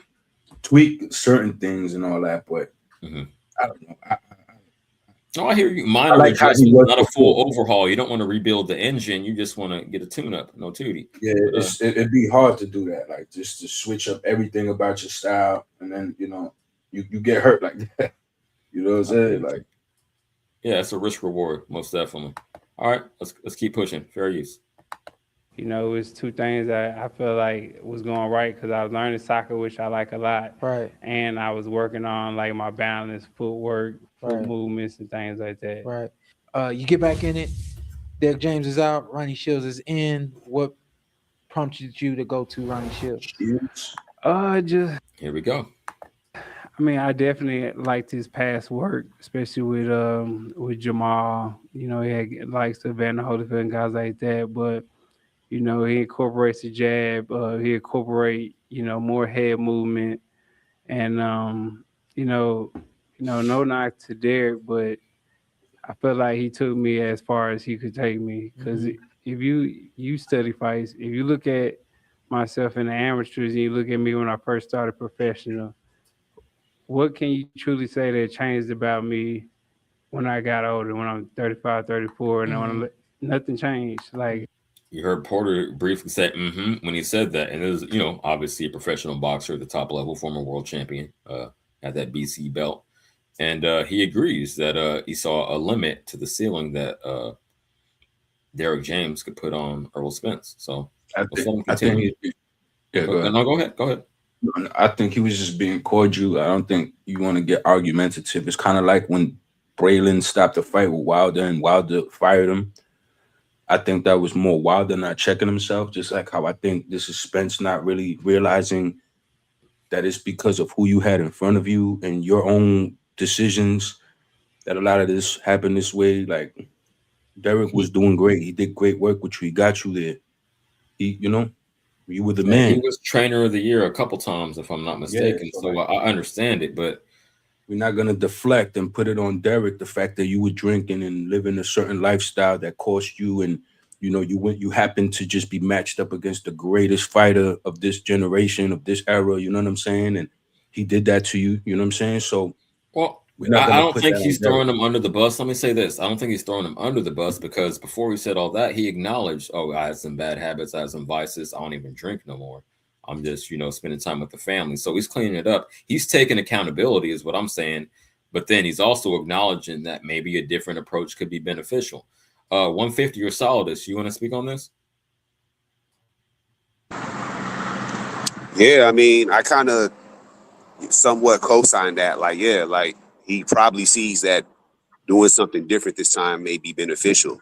You know what I'm saying? So he's like, I'm gonna do that. That's kind of that's kind of where I'm at with it. You know. Nothing Mhm. wrong with adding a few adjustments. How Nah, it's about not you, wrong. 150? Oh, hold on, brother. Give me a second, man. Hold on. You got it. I'm Yeah, gonna y'all keep chop cooking it with it. up. Y'all keep cooking, bro. Hold on, bro. We got it. It- We got it's it, champ. it's nothing wrong with it, right? But here's the thing: for me, the reason for something is more important sometimes than the something, right? You're thinking like if he would have said it this way instead, I would have not have had a problem. If he would have been like, you know, maybe I could have used a different style going in, or maybe after so long, I could have did some changes sooner and stuff like that. But really, it was my lifestyle, my drinking, and that was, like finish it off like that. Say the trainer thing first, you know, make quick work of that, like the way he made quick work of his lifestyle choices and shit like that, and then harped longer on the trainer thing. You get what I'm saying? Now I'm with Ronnie Shields and blah blah blah. Listen, you were in good hands then. You are in good hands now. It's about your decision making. You could get with Ronnie Shields and 20 other good trainers, and if you keep acting like that, which was the real problem, you're gonna get fucked the same way. You yo, know? yo, that was very explicit, but I understand what you're saying. Real quick, I My gotta bad. acknowledge My my man bad. D Allen for My hitting the bad. Cash App. Hold on, real quick. I gotta acknowledge the supporters. D Allen hit the Cash App. Salute to him, Robin, Serrata. But shout out all my supporters. Spread the word, man. We talking real boxing over here, and y'all see it. I'm keeping it very real, not coming with narrative, and I'm letting everyone speak their mind. There's nobody cussing each other out up here so far, so it's good. It's good. That's a good chop. Facts. My bad. I hear you. I slightly disagree. I don't think he was throwing them under the bus. I think that Porter just posed a question and he said, "Why did you feel like you had to switch trainers?" And the nigga addressed it honestly. So, hey man, say man. But other Facts. than that, are we waiting on 150 to get his audio right? We're gonna keep pushing. But I appreciate all y'all for pulling up. Fair use. I'm still doing the same thing, 1 2 1 2 3, same rhythm. Still throwing my punches the same and everything. So I just feel like he got me to a certain level, and he had maxed out. He couldn't take me any further, and I feel like when I'm in the gym running, it just it feel like it's just brand new. Like I'm brand new at the gym. Like I'm just learning different things, working on different things, and I felt like I needed it. I felt like a lot of fighters they try to be too loyal, and then you try to stick it out with a person, and you know you should leave that person, but you know you just nah, I'm gonna stay with them, be loyal to them, this and that. But I got the issue in life not to a trainer, but sometimes I don't know when to quit, and I've been learning that in the past few years. Yeah, man. Same man. Crazy. you know things happen for a reason. Now with Ron, and I feel like he's gonna show that I got way better and I definitely improved. You feel like there's been evolution already since you've been Definitely. with Ronnie? Yeah. Any thoughts of going to Kenny Pork? No, I'll just play. I'll just play. I'll just play. I'll just play. Um, to that point, you have Tim Zoo in Australia. Yeah. Like, kind of take us through the process of making this fight happen with Tim Zoo, and also on top of that, it happening in Australia. Now I found this very interesting. Anyone who ain't seen the interview yet, Pete Game, watch what he says. I mean, it was an easy process. Like I was like, I want to fight Tim Zoo. I mean, it was more. I say more of the process was Okay, okay. you know, negotiating how much I'm gonna get, so to say to anything. But it was easy for me. I was like, yeah, I want to fight Tim Zoo. I'll fight Tim Zoo in Australia because you know they wanted it. They were trying to get me to fight at maybe Cowboy Stadium or in America, but I was like, nah, I'd rather have my first fight back, you know, somewhere else. And you know, it came. Pause for the cause. First of all, peace to God. I don't know if that was you. That makes sense though. And you're a real motherfucker, man. Shout out for the support, D. Allen. But yo, he said, because I heard the narrative coming out is what reason why I want to pause it here and address this. I heard the narrative that PBC was giving up on him and they didn't want to give him the fight in Cowboy Stadium. He said, no, I had that option, but I chose to go to his hometown because, and I think I'm reading into it at this point, but so far, all I said is his words. This is my interpretation. I didn't want necessarily the distractions of being at home. You know what I mean? I want to be a road warrior. I want to be totally focused on my craft. I don't want my cousin around me saying, can I get, let's go out to the bar, let's go out to the club or whatever the fuck, because, we cleaned this shit up. That's how I interpret it. He wants to be completely locked in with this. It's like a whole reset. It's that midlife crisis shit that I'm going through. Anyone want to speak on that before we continue? I mean, it's admirable, but I think that again, it's the mindset, right? Where's his mind? This interview right here is making me like wonder, like is this a good thing? Is he putting himself through the fire to soar at the end of it like a phoenix? Yeah. Out the ashes, he's stacking the odds against him, taking it out of his hometown and putting it in Sue's hometown. Like, don't make more of this than what it is. Come back, be great, and do what you do. Like, that's it. You're already great. Don't let Bud shatter everything you were. No, maybe it's just a wake up call. Maybe you get, I've always bounced back to my highest level after I had a earth shattering fall.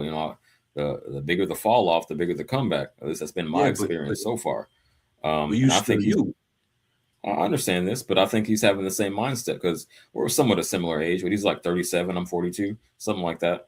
And yeah, I think he's trying to thug it out. And like I say that to say, yeah, a wake up call to get your shit rocked might be a good thing every once in a while. So that's where I'm at with it.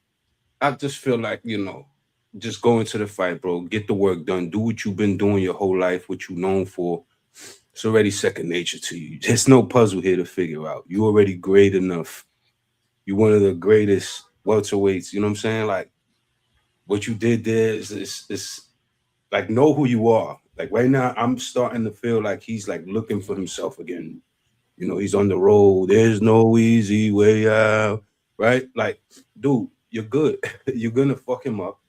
You're going to come back. You're going to get another belt. You're going to put 2 or 3 together. You're going to be a world champion again. You're a great fighter. What are we doing? Okay, I hear I slightly disagree, but I hear your perspective, and it's way more interesting to have, when we don't always line up, because it makes for a better conversation. Real quick though, shout out my man Mo Brains in the chat. Say Spencer's full of shit. He's going to Australia because the local government is helping pay for the fight. PBC can't afford Cowboy Stadium. I don't know about all that behind the scenes shit, but he said he had a chance to fight there. So again, you're coming with that narrative I was pushing against, that they're saying, oh, PBC didn't want to fuck with him or didn't think he was worth the investment, and I'm saying maybe he just wanted to get out of his element, not be around his people, because if I'm in Oakland, we gonna have some shots of Hennessy, and not necessarily the best approach. But okay, that's cool, man. Shout out Mo.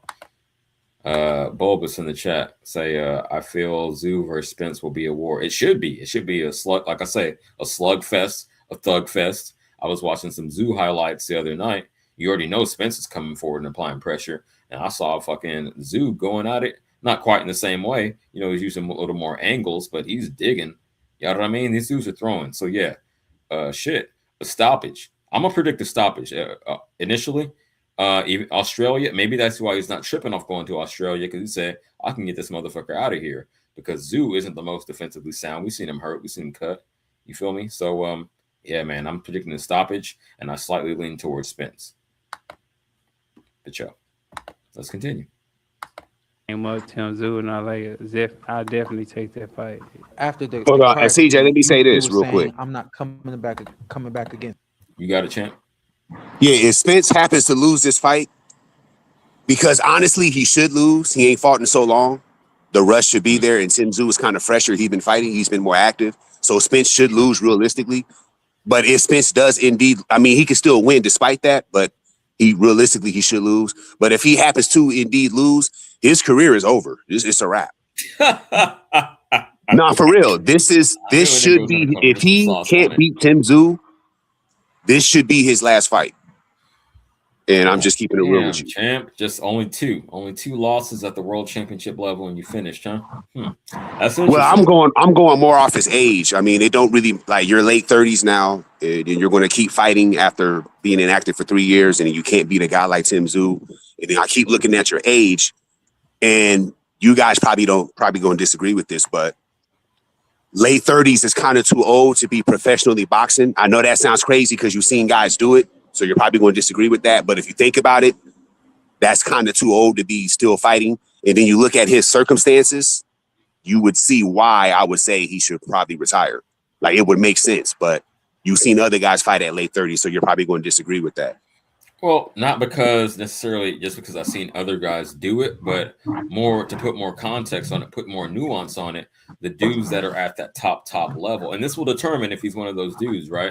The dudes that are the top, like world-class level for real, A fighters, they can do it. The Bernard Hopkins, the fucking Terrence Crawford, these dudes have the longevity, right? So I guess that'll determine that. I'm not saying it's out of the question for him to fucking lose. The inactivity is definitely a huge deal, but if he got his mind right, he got his body right, and more importantly, his mind right, I wouldn't put it past him. Because Tim Tszyu, while he is definitely a threat, he's not like some unbeatable fucking monster. So it's doable.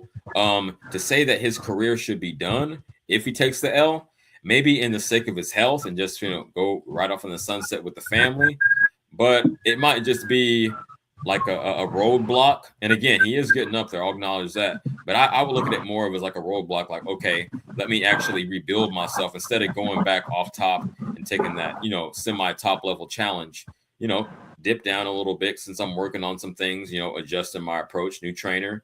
And I think he should still have like 2 to 3 fights after that. I could see it, not should, but I could see him having 2 to 3 fights after that, even if he loses. Again, I slightly edge him for the win, but I hear what you're saying. I'm not just going to outright disagree. I'm not. I don't want to lose these, but go ahead. Yeah, because he's formerly a top level fighter, so he probably don't even want to do all that. So if he can't get it right with the Zoo thing, and then you look at his age, and then given what he went through 3 years of not fighting, that's on the table that maybe this shit is over with if I can't beat a guy like Tim Tszyu. Because like I said, right. Tim Tszyu's been fighting. I understand he lost to Fedora. I get all that. But he's been active. He's been fighting. He's not been sitting for 3 years like he has. So, and in your late 30s with inactivity like that, I got a bad feeling. Hopefully I'm wrong. I need to be wrong on this because I used to like Spence. But I just got a bad feeling a guy in his late 30s has been inactive. He fuck around and might get BTA based off that.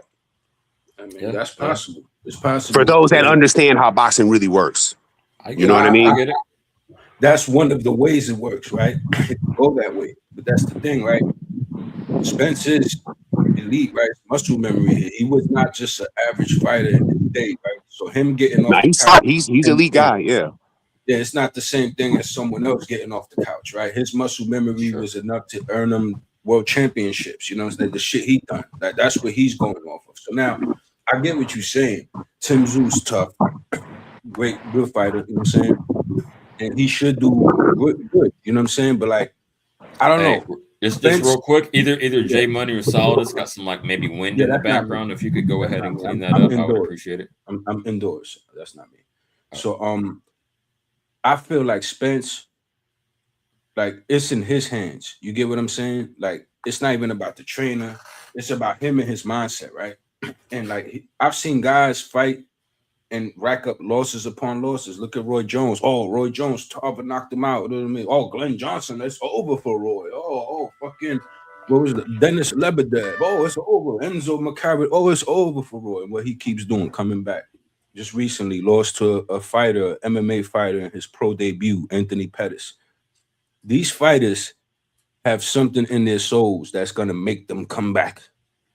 So it's like Spence has that too. He could have retired now, right? If it was just that simple. No, he's a fighter. He's gonna keep indulging that shit, bro. Look at Floyd now, 48 years old. Look at Pacquiao, 47.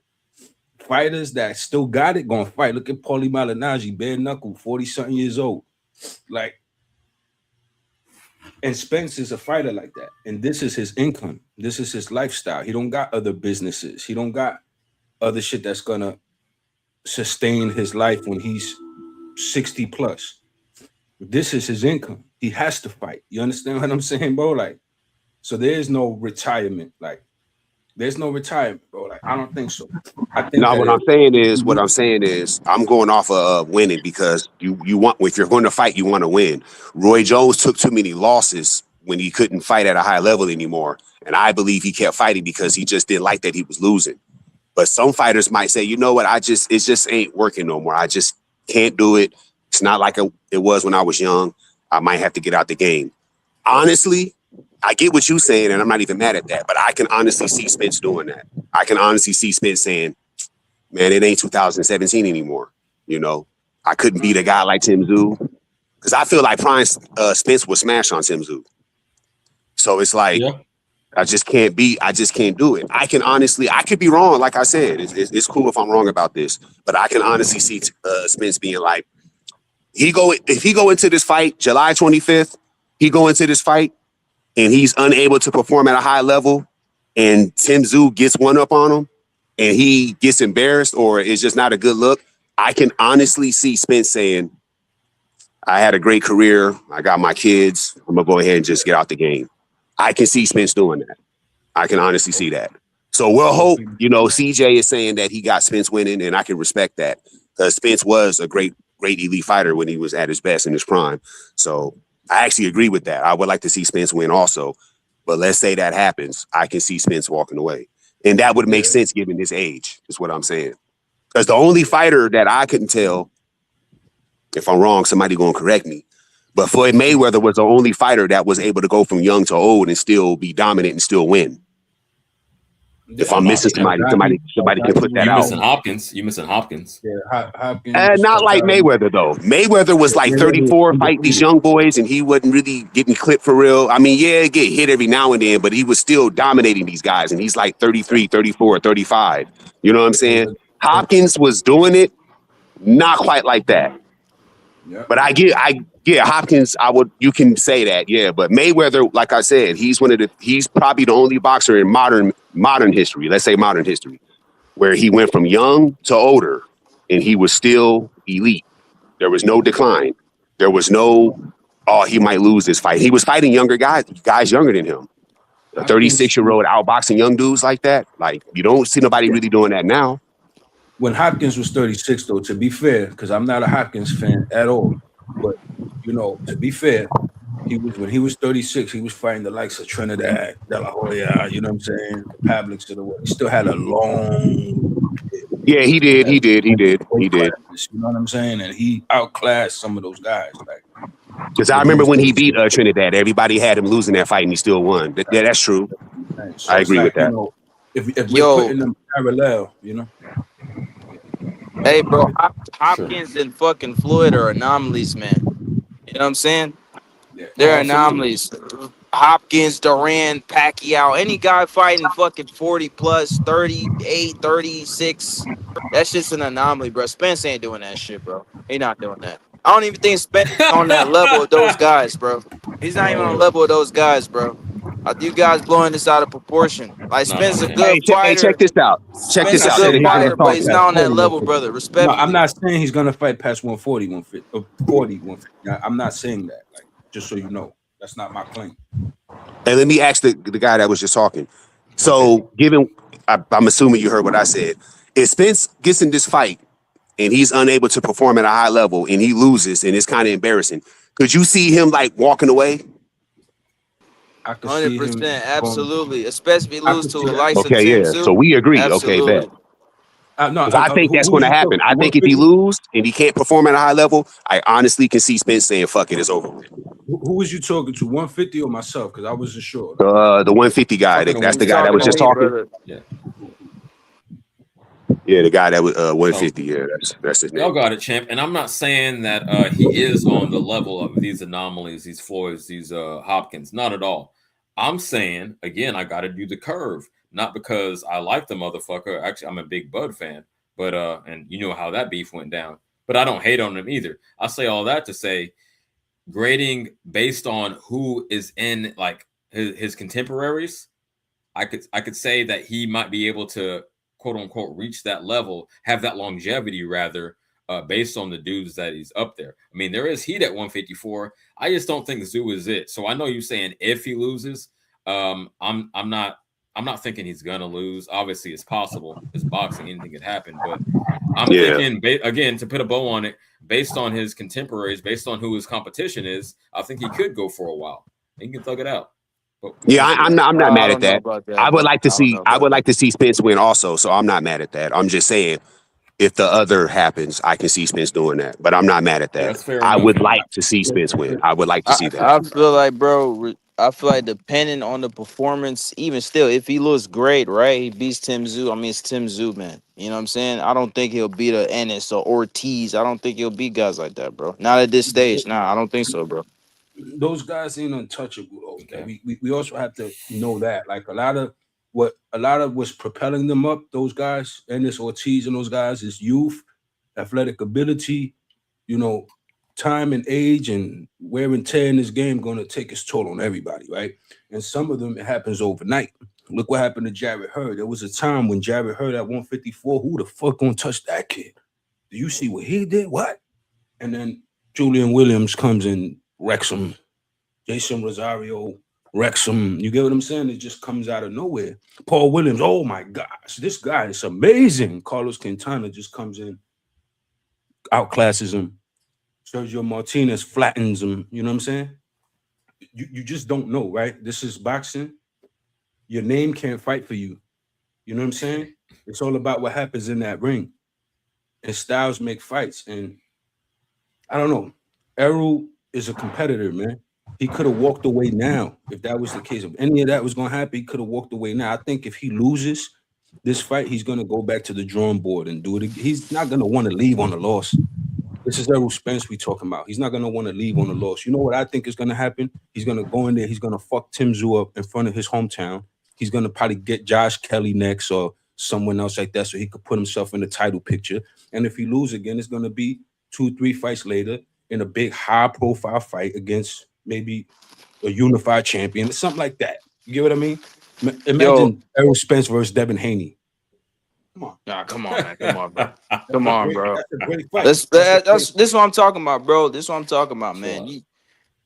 Bro, Spence ain't gonna even be there long enough to fight Devin Haney. First off, and second off, bro, you talking about Ortiz and Boots are not untouchable. Yeah, that's very true. That's evident. But still, Spence ain't either, bro. It's a young man's sport. Look Exactly. at his That's fucking my style. point. Look at his style. He's not a pure boxer, nothing like that. So his style won't preserve him in this game. It won't. It won't. He's a comfort fighter. He's not the But greatest neither is defensively. His Boots. feet is flat. I mean, come Neither on, is bro. Boots or A Ortiz lot of though. these guys. Bro, they're Boots. fucking young as fuck, bro. They No, I haven't even know. lost yet. They haven't even lost yet. What are you No, I talking about, man? know. I know, but they're not these perfect boxers neither. They're not these tactician boxers neither. You get what I'm saying? It's just no one has put them in that predicament to make you look at it that way. You still looking at them like these killers coming forward that are No untested. one's looking at them like no killers, bro. I don't rate fighters like how other dudes do. That's what I'm No, saying. all right. So then, You're overrating Spence. He been out the no, ring for I'm not 3 years. overrating. He been out the ring for 3 years. He No, got his I'm not ass whooped. overrating No, him. listen, bro. Let me Yeah, finish, go man. ahead, Let go me ahead, go ahead. finish. Yeah. He been out the ring for 3 years. He got his ass whooped. He don't take care of his fucking body. He's been drinking this whole time. He had back-to-back car accidents. What are we talking about, bro? This dude's So you not gonna said, last long in this game. He no, probably I has hear three, you. four. He probably has 3 fights max. Maybe not even 3. Maybe not even 3. You really think he's in a rush to get in there with Bout and fucking Ortiz and all these I younger didn't say he fighters? You was. think he's in a I rush to didn't get in say there he with was. these guys? That's I why didn't he's say he fighting Tim was. Tszyu, brother. That's why he's fighting Tim. That's Because a it's the bounce back stylistic fight. matchup and it's easy for him. That's the perfect level of challenge for him at this stage, I would say. Look, I get what you're saying. It's not, and it's not an easy fight though. That's the funny thing. It's not an easy fight. Tim Tszyu is not an easy fight, but I get your sentiment, right? What I'm trying to explain to you is that if he wanted to, right? Say he wins this fight, there's a pathway to keep having successful fights. Like I feel like he could beat Josh Kelly.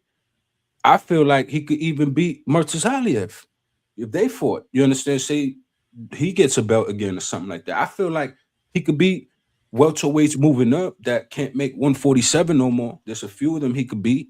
There's a whole fighter pool out there where he could string together 2, 3, 4, 5 wins. And you know what the narrative is gonna be? Because boxing works on narratives. That's why fighters get run off in one fight because the narrative changed.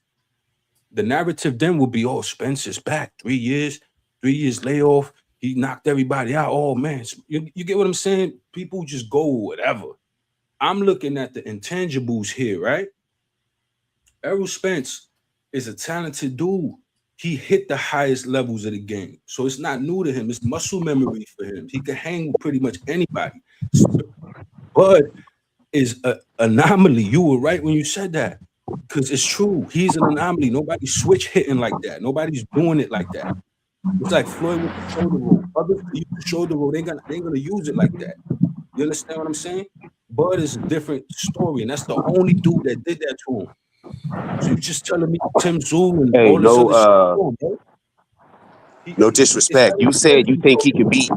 You said you think he can beat Murtazaliev right now, Spence. I'm saying that given a few fights coming back, you know what I'm saying? Like he I'm probably saying can't do it after. next, right? He probably can't do it next, right? But that's why he's fighting the guy that Murtazaliev beat. Like he's fighting still a formidable foe in his backyard.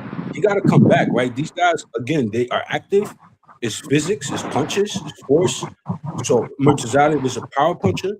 We know what we're dealing with. So is Zoo. But you know, Tim Zoo is a good comeback fight. Murtazaliev is Hey, another good one. TJ, Look, Josh Kelly just beat him, right? CJ, given what you know about Bakram, because we talked about him before.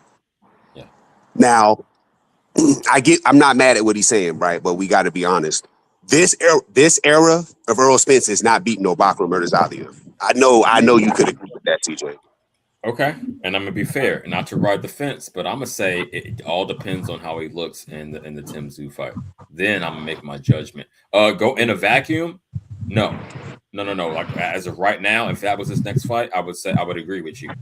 But I'm leaving the door open to see, yo, what if he fucking just goes to Australia and mollywops him at the pressure and gets him out of there? Then I'd be like, okay, I respect it. You got a new mindset, a new coach, a new game plan. You playing soccer, working on the footwork. Okay, let me see some tricky dance moves. Let me see you move around a motherfucker.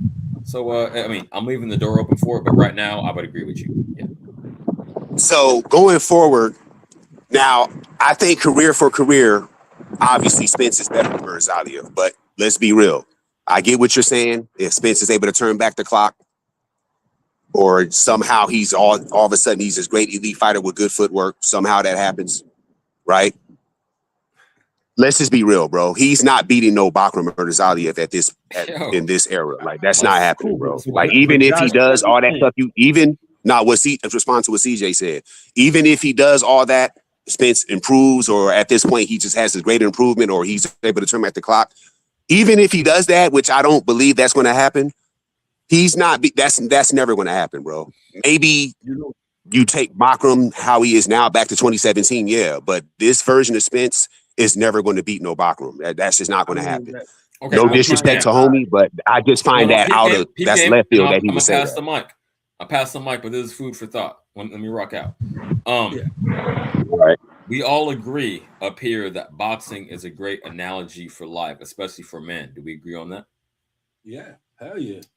Okay, so as I've gotten older, I've had to add new tools to my toolbox. You know what I mean? Maybe I was going with the hammer. Now I want to drill a motherfucker, in a metaphorical sense. So I'm saying all that to say, I never thought I would be training for marathons or doing yoga and shit, but it's made me a better person. So it's not out of the question. And I know that's way different, but it's analogy, right? It's not out of the question. You could add, be like strong, like, because I was already, on some shit. I was already like, heavy in science and math. But as I've gotten older, I've added new shit to my toolbox that helps me be an overall better person. So maybe switching the trainer and doing the soccer shit, maybe that is the couple of wrinkles he needs to add. I'm not saying it will be. I'm just, I'm adding to the conversation, just saying, consider that. Just because a motherfucker gets older, maybe I'm being biased because I'm getting older, but just because a motherfucker's getting older doesn't mean he can't adjust and still be, improve. That's all. Listen, That's fair. I'll just say this. I'll just say this in yeah, closing, and on this, yeah, we gonna find out July 25th. Facts. for sure. Now I think if Spence would have He's gonna just fight the not, same way. Watch, he's gonna fight go the ahead. same exact way. He's not gonna change anything. Nothing. He's not gonna change nothing. I guarantee it. I'm 100% confident in that. Look at Spencer and the amateurs, bro. He even said himself, the way he fought then and now is the same. He's not gonna change nothing. He never had no great footwork or nothing like that. No, but he He's a adjusted. He got He a new shouldn't though. trainer. That's the thing. He bro, shouldn't change so much. bro. He It had a worked new for him. trainer. He has a new trainer, but still, wait till he's Yeah, in the ring. Wait till he gets punched. Wait till that happens. A okay. lot of fighters, bro, they get new trainers and they resort back to what they knew in the past. Yeah, And trainer can teach you some shit, but that doesn't mean they're gonna implement it in the fight. I don't think his Spence is, bro. I think he's That's but gonna a it, fight the different same bridge to way he cross, does. but but it gives his him a old style, possibility. It makes it possible. That's all I'm saying. his old style is enough to beat Sue. His old style got him to the top of the welterweight division in the world. The only guy who touched him was Terrence Bud Crawford. The only guy who did that to him was Terrence Bud Crawford. And we're gonna act like he has to diminish his whole previous style and way of being because this is a mental thing, man. This is a mental hurdle. If Errol Spence never would have gotten thrashed like that mentally, he would have been probably undisputed champ right now. He would have kept fighting. You don't think he could beat Mario Barrios? You don't think he could have beat Stanionis? Brian Norman? Look, Like, look. what are we Hey, bro, doing? I'm gonna say this, bro. When Spence pulled out that fight with that fucking eye injury, bro, I think old man Pacquiao would have gave him a run for his money. I think Yeah, that of course. version would have gave him a run for his money. He might Hell have even yeah. beat him. He might have beat He him. beat, bro, he beat Keith Thurman, that version of Pacquiao, the one previous of that version. Beat Keith Thurman. It was Gave 2 him the years first after, loss. but it was 2 years after. But yeah, But but you go get ahead. what I'm saying, though. All right, 2 years after, but that's not you say that like that's a knock or like Pacquiao would have gave him Pacquiao Wait, is you It's said also a it's great you said fighter. Pacquiao would have beat Spence? I'm saying Okay, he hold on, might hold have. on, I hold didn't on. say he Man, get would the have. fuck out of here. Before That's we what get he's carried saying. away, hold on. Let me do the channel like, Why didn't he the fight him house then? Why didn't he real fight him quick. then? Let me He do had the an Then housekeeping. injury, my he boy. lost to Ugas, didn't he? Yo, He had an injury. y'all, chill out. I never mute Yeah, go anyone. ahead. Just chill out. Let me get this off. 10 seconds. Shout out to everyone in the building. Like and subscribe. Hit the Cash App if you feel so inclined. $ CJ Rich 2026. Yayan, young man. I'm welcoming you to the panel, but never call me a punk champ, especially on my own shit. But y'all got it. Yeah, let me And say this, man, bro. you heard what I said. Fuck. Now Let, what's up though? let me say this, bro. When Pacquiao was supposed to fight Spence, both of their sparring partners, Ugas and Pacquiao sparring partners, pulled out the fight, got injured or some shit like that. And then Spence was already out. Spence wasn't even gonna fight. 2 weeks later, before the fight, they say, "Oh, Spence can't fight no more." Ugas is already training with a southpaw, so he already had an advantage. He already knew he was gonna fight Pacquiao. Pacquiao didn't know that shit. He never fought a Cuban fighter, none of that shit. That was the first time he ever fought a Cuban fighter in his whole career. And this dude has what, 70 plus fights, bro? You know what I'm Champ. saying? Yeah. Styles made fights. Yeah, Ugas beat him, but Not it was his an old fault. ass dude. He was supposed to fight fucking Spence. That was the point here. And Spence struggled with southpaws, bro. He got hurt by Larte. He got hurt by a compo. Crawford beat the fuck out of him. I think Pacquiao would have getting running for his money. Hell yeah. That's not Nah, crazy to say. that's just you being a Pacquiao fan, bro. Yeah, I think that. Yeah, I think that's Nah, hell nah, bro. It ain't I That think about nigga being no, a Pacquiao, fan. dang, but listen, bro, at that time, bro, man, hell no, bro. Spence would have smoked dog. Like he would have stopped him. He didn't yeah, fight him Bud, though. Bud would have stopped him too. Who? facts. He would have stopped Definitely, Pacquiao. I don't know about Spence, but definitely, but like Yeah, I'm iffy Bud about would have Spence, beat him but because Bud got a perfect style. He's a counter puncher.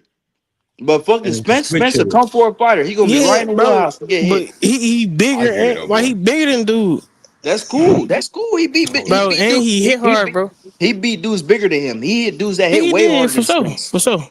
And I'm not even a Spence. Go ahead. Spence not even a puncher, bro. Spence break fighters down. He's not a puncher. Yeah, He's not a like puncher. I Pacquiao. agree with He's that. I more in agree that with that. Pacquiao. Benavidez mode, right? Accumulation. He's gonna overwhelm I you with think Yeah, he performance. probably. that's crazy. I don't know about that. Never Hey mind. man, Manny say does man. that too, though. I was gonna say he Pacquiao probably does hit that harder too. than dude, but never mind.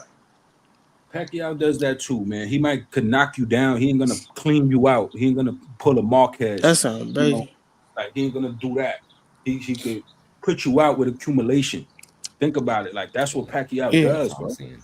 And I want to say So this, so I'm not even a Spence dude. Like I really don't. I don't even like Spence like that. I don't like his style. I don't like nothing about him really. But at that time, bro, like I just don't think Pacquiao would have beat nobody like better than him at that time, in my opinion. Okay, real quick, I want to acknowledge the chat. Shout out to the homegirl Jackie saying if he loses, Spence, she means this fight, he probably gonna retire. Which she agrees with him. I think it was Solid that said that. He obviously don't handle taking losses well, or maybe he does. Maybe it just makes him reset his whole approach. You can't say See, that even yet baby until we girl see know the what's end up. result. it's Let me mental. finish No, though. it's Let me mental. finish her It's message. mental.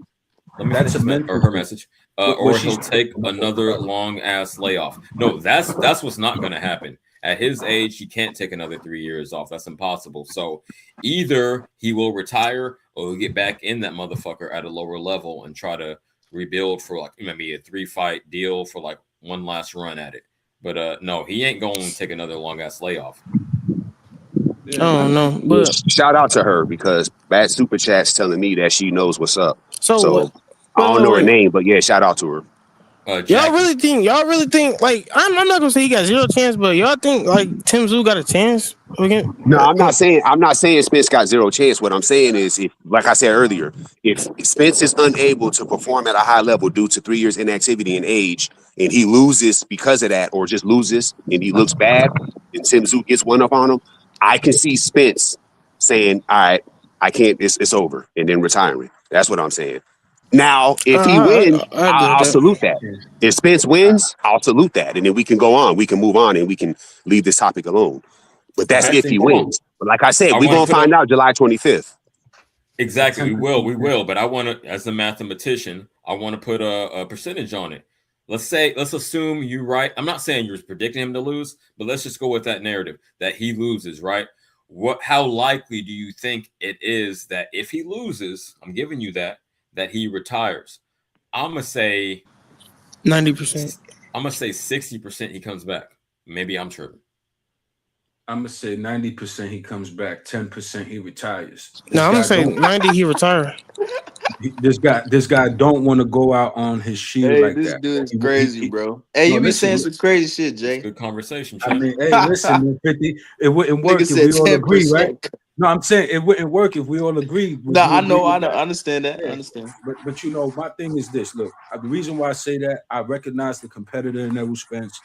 Every time he's ever lost, he's come back. He's tried to make it right to himself. This guy is a winner.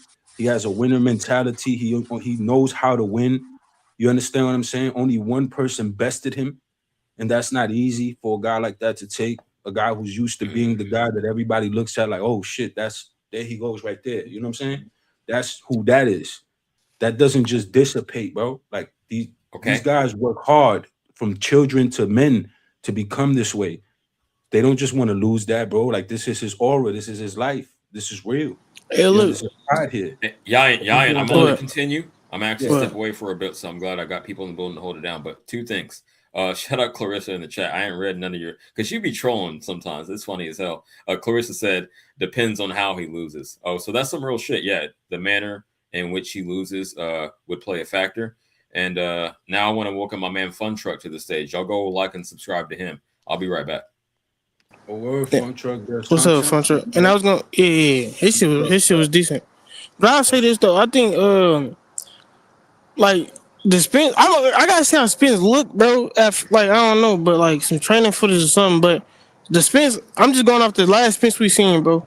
I think even that Spencer stopped this Timzu, like easy. I don't know about that. I mean, it's going to be a good fight. I said it in the beginning. He's going to pummel him. He's going to slaughter him. But, you know, you could slaughter somebody for 12 rounds, 10 rounds. Yeah, you can. You get what I'm saying? So, Yeah. I didn't say he was going to stop him. Like, you know, even in the welterweight division, he wasn't the guy getting the stoppages all the time. Like, he was the guy pummeling you for 12 rounds. His style indicates to me a decision, but I see him winning the decision comfortably. I see him getting the best of the exchanges, you know. I see him implementing some of that Ronnie Shields, you know what I'm saying, working on some of them new tactics, new tricks. And, you know, he's putting himself, you know, again, I don't know how to feel about him choosing to take the fight in Australia. Like, he's putting himself through the fire, or is he stacking too much on his plate against himself? We're going to find out. But, you know, I see him going into this mentally prepared and winning a dominant decision and going on to fight guys like Josh Kelly, Xander Zayas, you know what I'm saying? Fucking even anybody else who might pick up anybody else there and work towards the Funduras, work towards the Virgil Ortiz, you know, because Virgil Ortiz is not unbeatable. Let me explain You're this not to you. beating none of them dudes, bro. But Virgil Ortiz is not I don't think so unbeatable. either. And I think he has the style to at least compete with a Virgil. You know what I'm saying? He has at least the style. If you implement, listen, if you take 3 or 4 fights and you implement the Ronnie Shields effect into whatever Errol Spence is or whatever he got left, I think that could be enough to like rejuvenate him somehow. I look at the glass half full with this guy because I realize who he is. I'm with Jay, bro. I agree with everything he just said. Hey, Earl Spence, bro. Of course you do. Earl Spence was getting punched up by Ugas. Ugas got no power. This dude Spence said he thought his teeth flew out his fucking mouth. Getting punched by Ugas, bro. What do you think Ortiz gonna do to him? He catch him flush. Yeah, what about Bout easy. Tennis? What about Fundora? Bro, he's fucking bro. Come on. Yeah. No, I think he'd beat the shit out of Timzu. I don't think he'd beat none of them niggas. Timzu's more stylistically easy for him. Like, yeah, and I agree 100%. But these other dudes, bro, nah, bro, nah.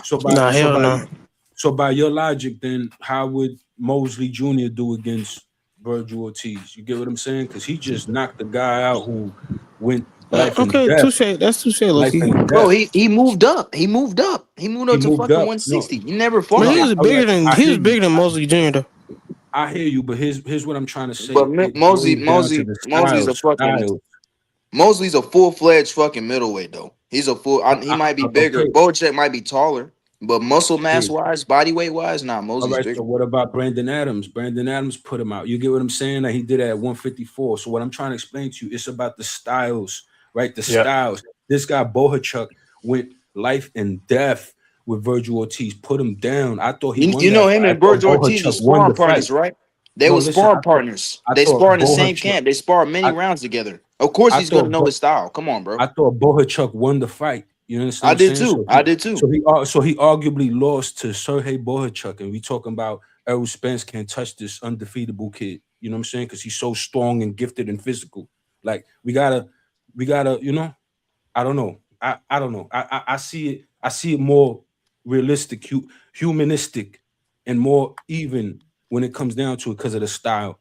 Errol Spence has a winning style. Nah, bro, you just living in the past, bro. You living in the past. I'm telling you, it's a style thing, bro. You are. All right, bro, so am I living in the past? Hey, Yayan, before you came here, these niggas was comparing this shit to fucking B-Hop and Floyd and all this goofy ass shit. What? No, I didn't do that. Stop it. No, listen. Spence ain't on that level, bro. Spence ain't on that level, bro.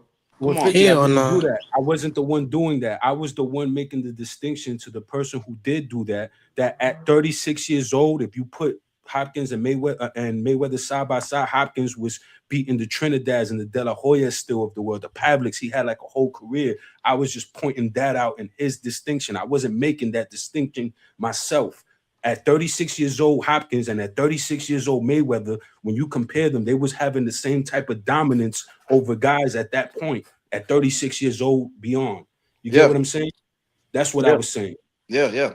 Okay, real quick, because I feel like that was partially aimed at me, and since it's my shit, No, I gotta respond to that. Peep game. Smoke session, I think it was. I was never no, he was only up here for a minute. I don't think it was him.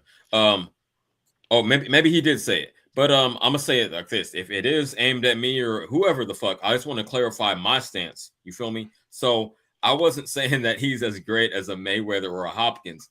I'm saying for the era, whoever's like, if you want to consider him an A- fighter, that makes it possible, right? For this era, not an all-time great, but for this era, yeah, he could have that longevity. You don't know what the fuck this man's been through psychologically for the past 3 years. So to just write him off and say it's impossible, I don't agree with that. But no, he's no Floyd. He's no Hopkins. I'm just saying that when you have been at the top level, that longevity is possible.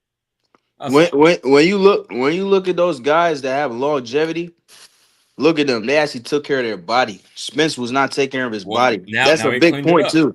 That's a big point as well. He said he's not drinking no more, and that's huge. No, bingo. Yeah, but still, he was. What about before that? He was drinking all this time. Yeah. So he was goofing off. He was partying. He would have been better off never have drank, but it's better that he stops now than if he continued. That's all. Exactly, and I remember specifically. I said that the only fighters that I've seen in recent memory is I was singling out Floyd Mayweather. He's the only fighter that I saw in the modern history of boxing where he went from young to old and he was still dominant, no decline. Nobody never got one up on him. Might have got clipped a few times, but that's everybody. And the guy was talking amongst that line like Spence can somewhat duplicate that, even though he's not on Mayweather's level. And that's not accurate. So I push back on that. The only fighter I seen do that at a high level is Mayweather. I don't see Spence doing that at all. And it wasn't no comparison to Mayweather. Nobody on the panel did that. It was just that Mayweather is the only one that was able to do that, and Spence is not going to do that. Remember, Spence is significantly older than Tim Tszyu. I don't know if y'all know that. Spence is pushing 40, he's late 30s, and Tim Tszyu is like 30, 31. So he's older than him. He's over 5 years older than him. So he has age on him as well. I do not believe Spence at this age is going to dominate or be this dominant. I know he's fighting a guy that's made for him. That's going to make the fight easier. I get that, but I don't see Spence doing that. But if I'm wrong, we'll find out July 25th and we'll go from there.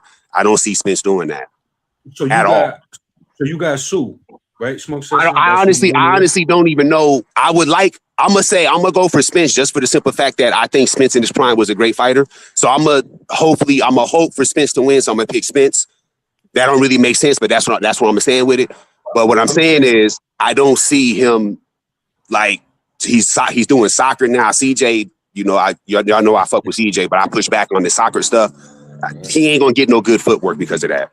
And he, I just don't see it happening at this age, bro. I stand on what I say. If he loses this fight, I don't care how he loses. If he's not able to beat Tim Tszyu and not perform at a high level, I really believe he's going to be done. I agree. Yeah. Yo, let me say this real fast. Go ahead, Yan. This all I'm saying. This all I'm saying. For a great champion, right? And I'm not talking about Tim Tszyu because Tim Tszyu is a decent fighter, but he's not on that level. Like a reigning young champion. You know what I'm saying? Like we can go into history. If an old fighter beats a reigning young champion, a guy that's the man and he's young, that is a special fighter. That is a legendary fighter. Do any of you put Spence in that type of status? Does anyone think Spence a Hall of Famer? Oh my God. Yeah, I think so. Well, yeah, he's a Hall of Famer. Fuck no. Yeah, how's he Hall of Famer? How's he Hall of Famer? Yeah, I don't know about that one. Explain to me. Tim Bradley and Deontay Wilder are Hall of Famers too. It's just we have a different bar, I guess. What, bro? What you mean, nigga? Tim Bradley beat motherfucking Pacquiao, nigga. Nigga, Tim Bradley fought Pacquiao 3 times. He fought Pacquiao 3 times. He fought fucking Casamayor. He fought fucking Marquez. Timothy Bradley. He made the Hall of Fame because he got a win against Pacquiao, and he had this fight of the year life or death fight with this Yeah, and then I was going to say that, and then he had this fight of the year, life or death fight with this Russian dude that he won, and Yeah, people were amazed by that. Yeah, Provannikov. that Yeah, dude. but look at his resume. He So beat he got Junior the. Witter.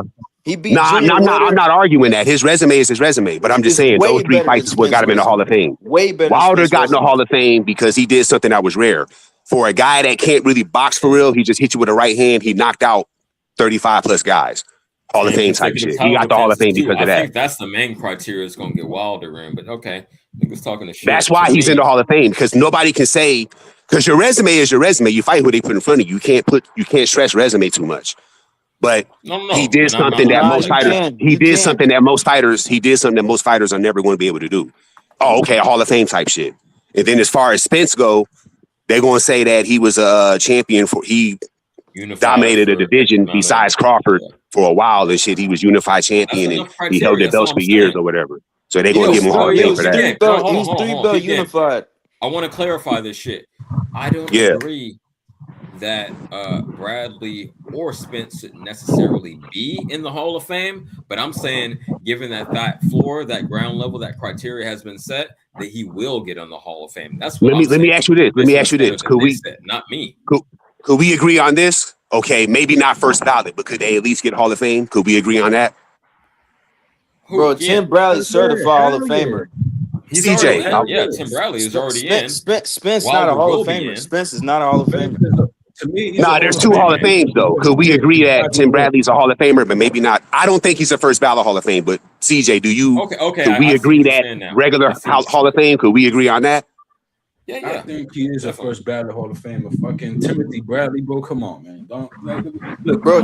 Timothy Bradley's underrated. Exactly that. Hall of Fame. Homer shit. He's very underrated. Timothy Bradley's a very underrated fighter. People underrate the fuck out of him. You know how many people on YouTube? You know how many people on YouTube say that stupid shit?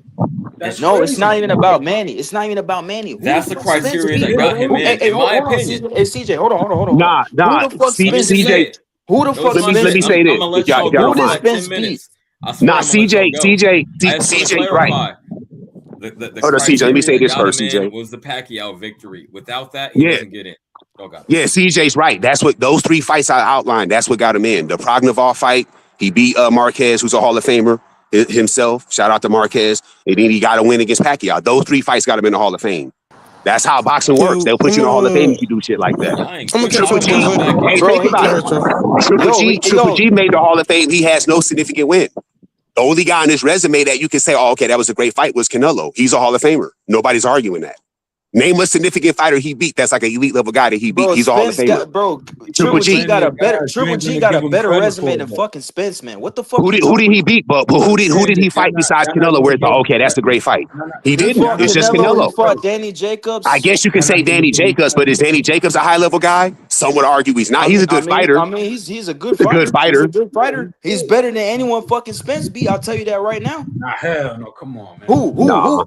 Come on, bro. You do dick riding, man. Nah, hell no, man. I'm not gonna let you get away with this. We could break this shit down. Break it down.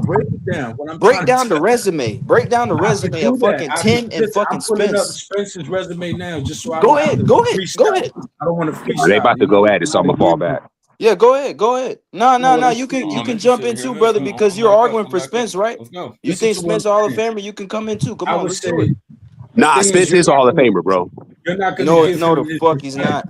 You're not gonna give him respect to the guys he beat. You understand? You're gonna be like, oh, that guy was shot. That guy went on to lose 10 times and blah blah blah blah. That's what you're gonna do. No, I'm not doing that, brother. I'm just saying his resume is not that good. His resume is not that good. Let's see if you're not gonna do that. All right. Okay, hold on. Go ahead.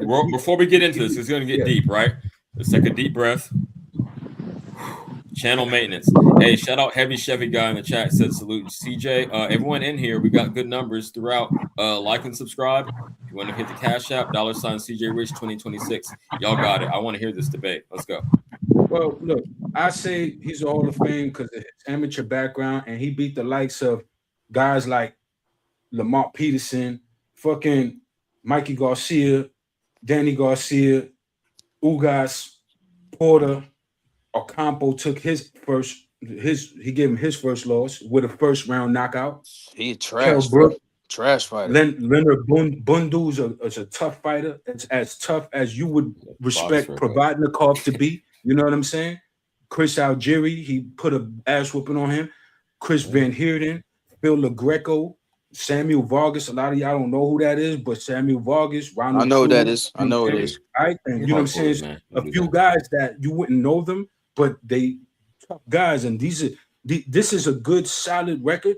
That don't scream Hall of Fame, man. No, listen, it's not about it screaming Hall of Fame. Look, he got the top guys in his time. He did what he had to do. He fought the champions, the top ranked guys. All these guys were the top guys. These were the guys that people wanted Bud to face, but he couldn't face them because he was across the street. So because they didn't want to fight Crawford. That's why. Listen, check this out. The people that Bud couldn't get, and that is what would have made Bud so great at welterweight, but you know he didn't get to fight them.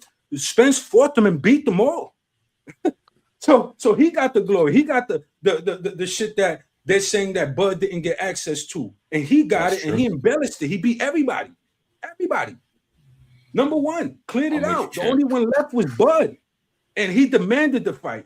He demanded it. That fight wasn't even going to happen. He demanded it. He said, yo, next, or we ain't doing this. I'm asking for the shit. You get what I'm saying? Bro, nobody was asking Carver to fight Sammy Vargas and fucking Ocampo, man. Listen. Stop that bullshit, man. What the fuck you talking about, man? I'm talking you about just the come up top here names. capping, bro. You just capping. I'll be right back.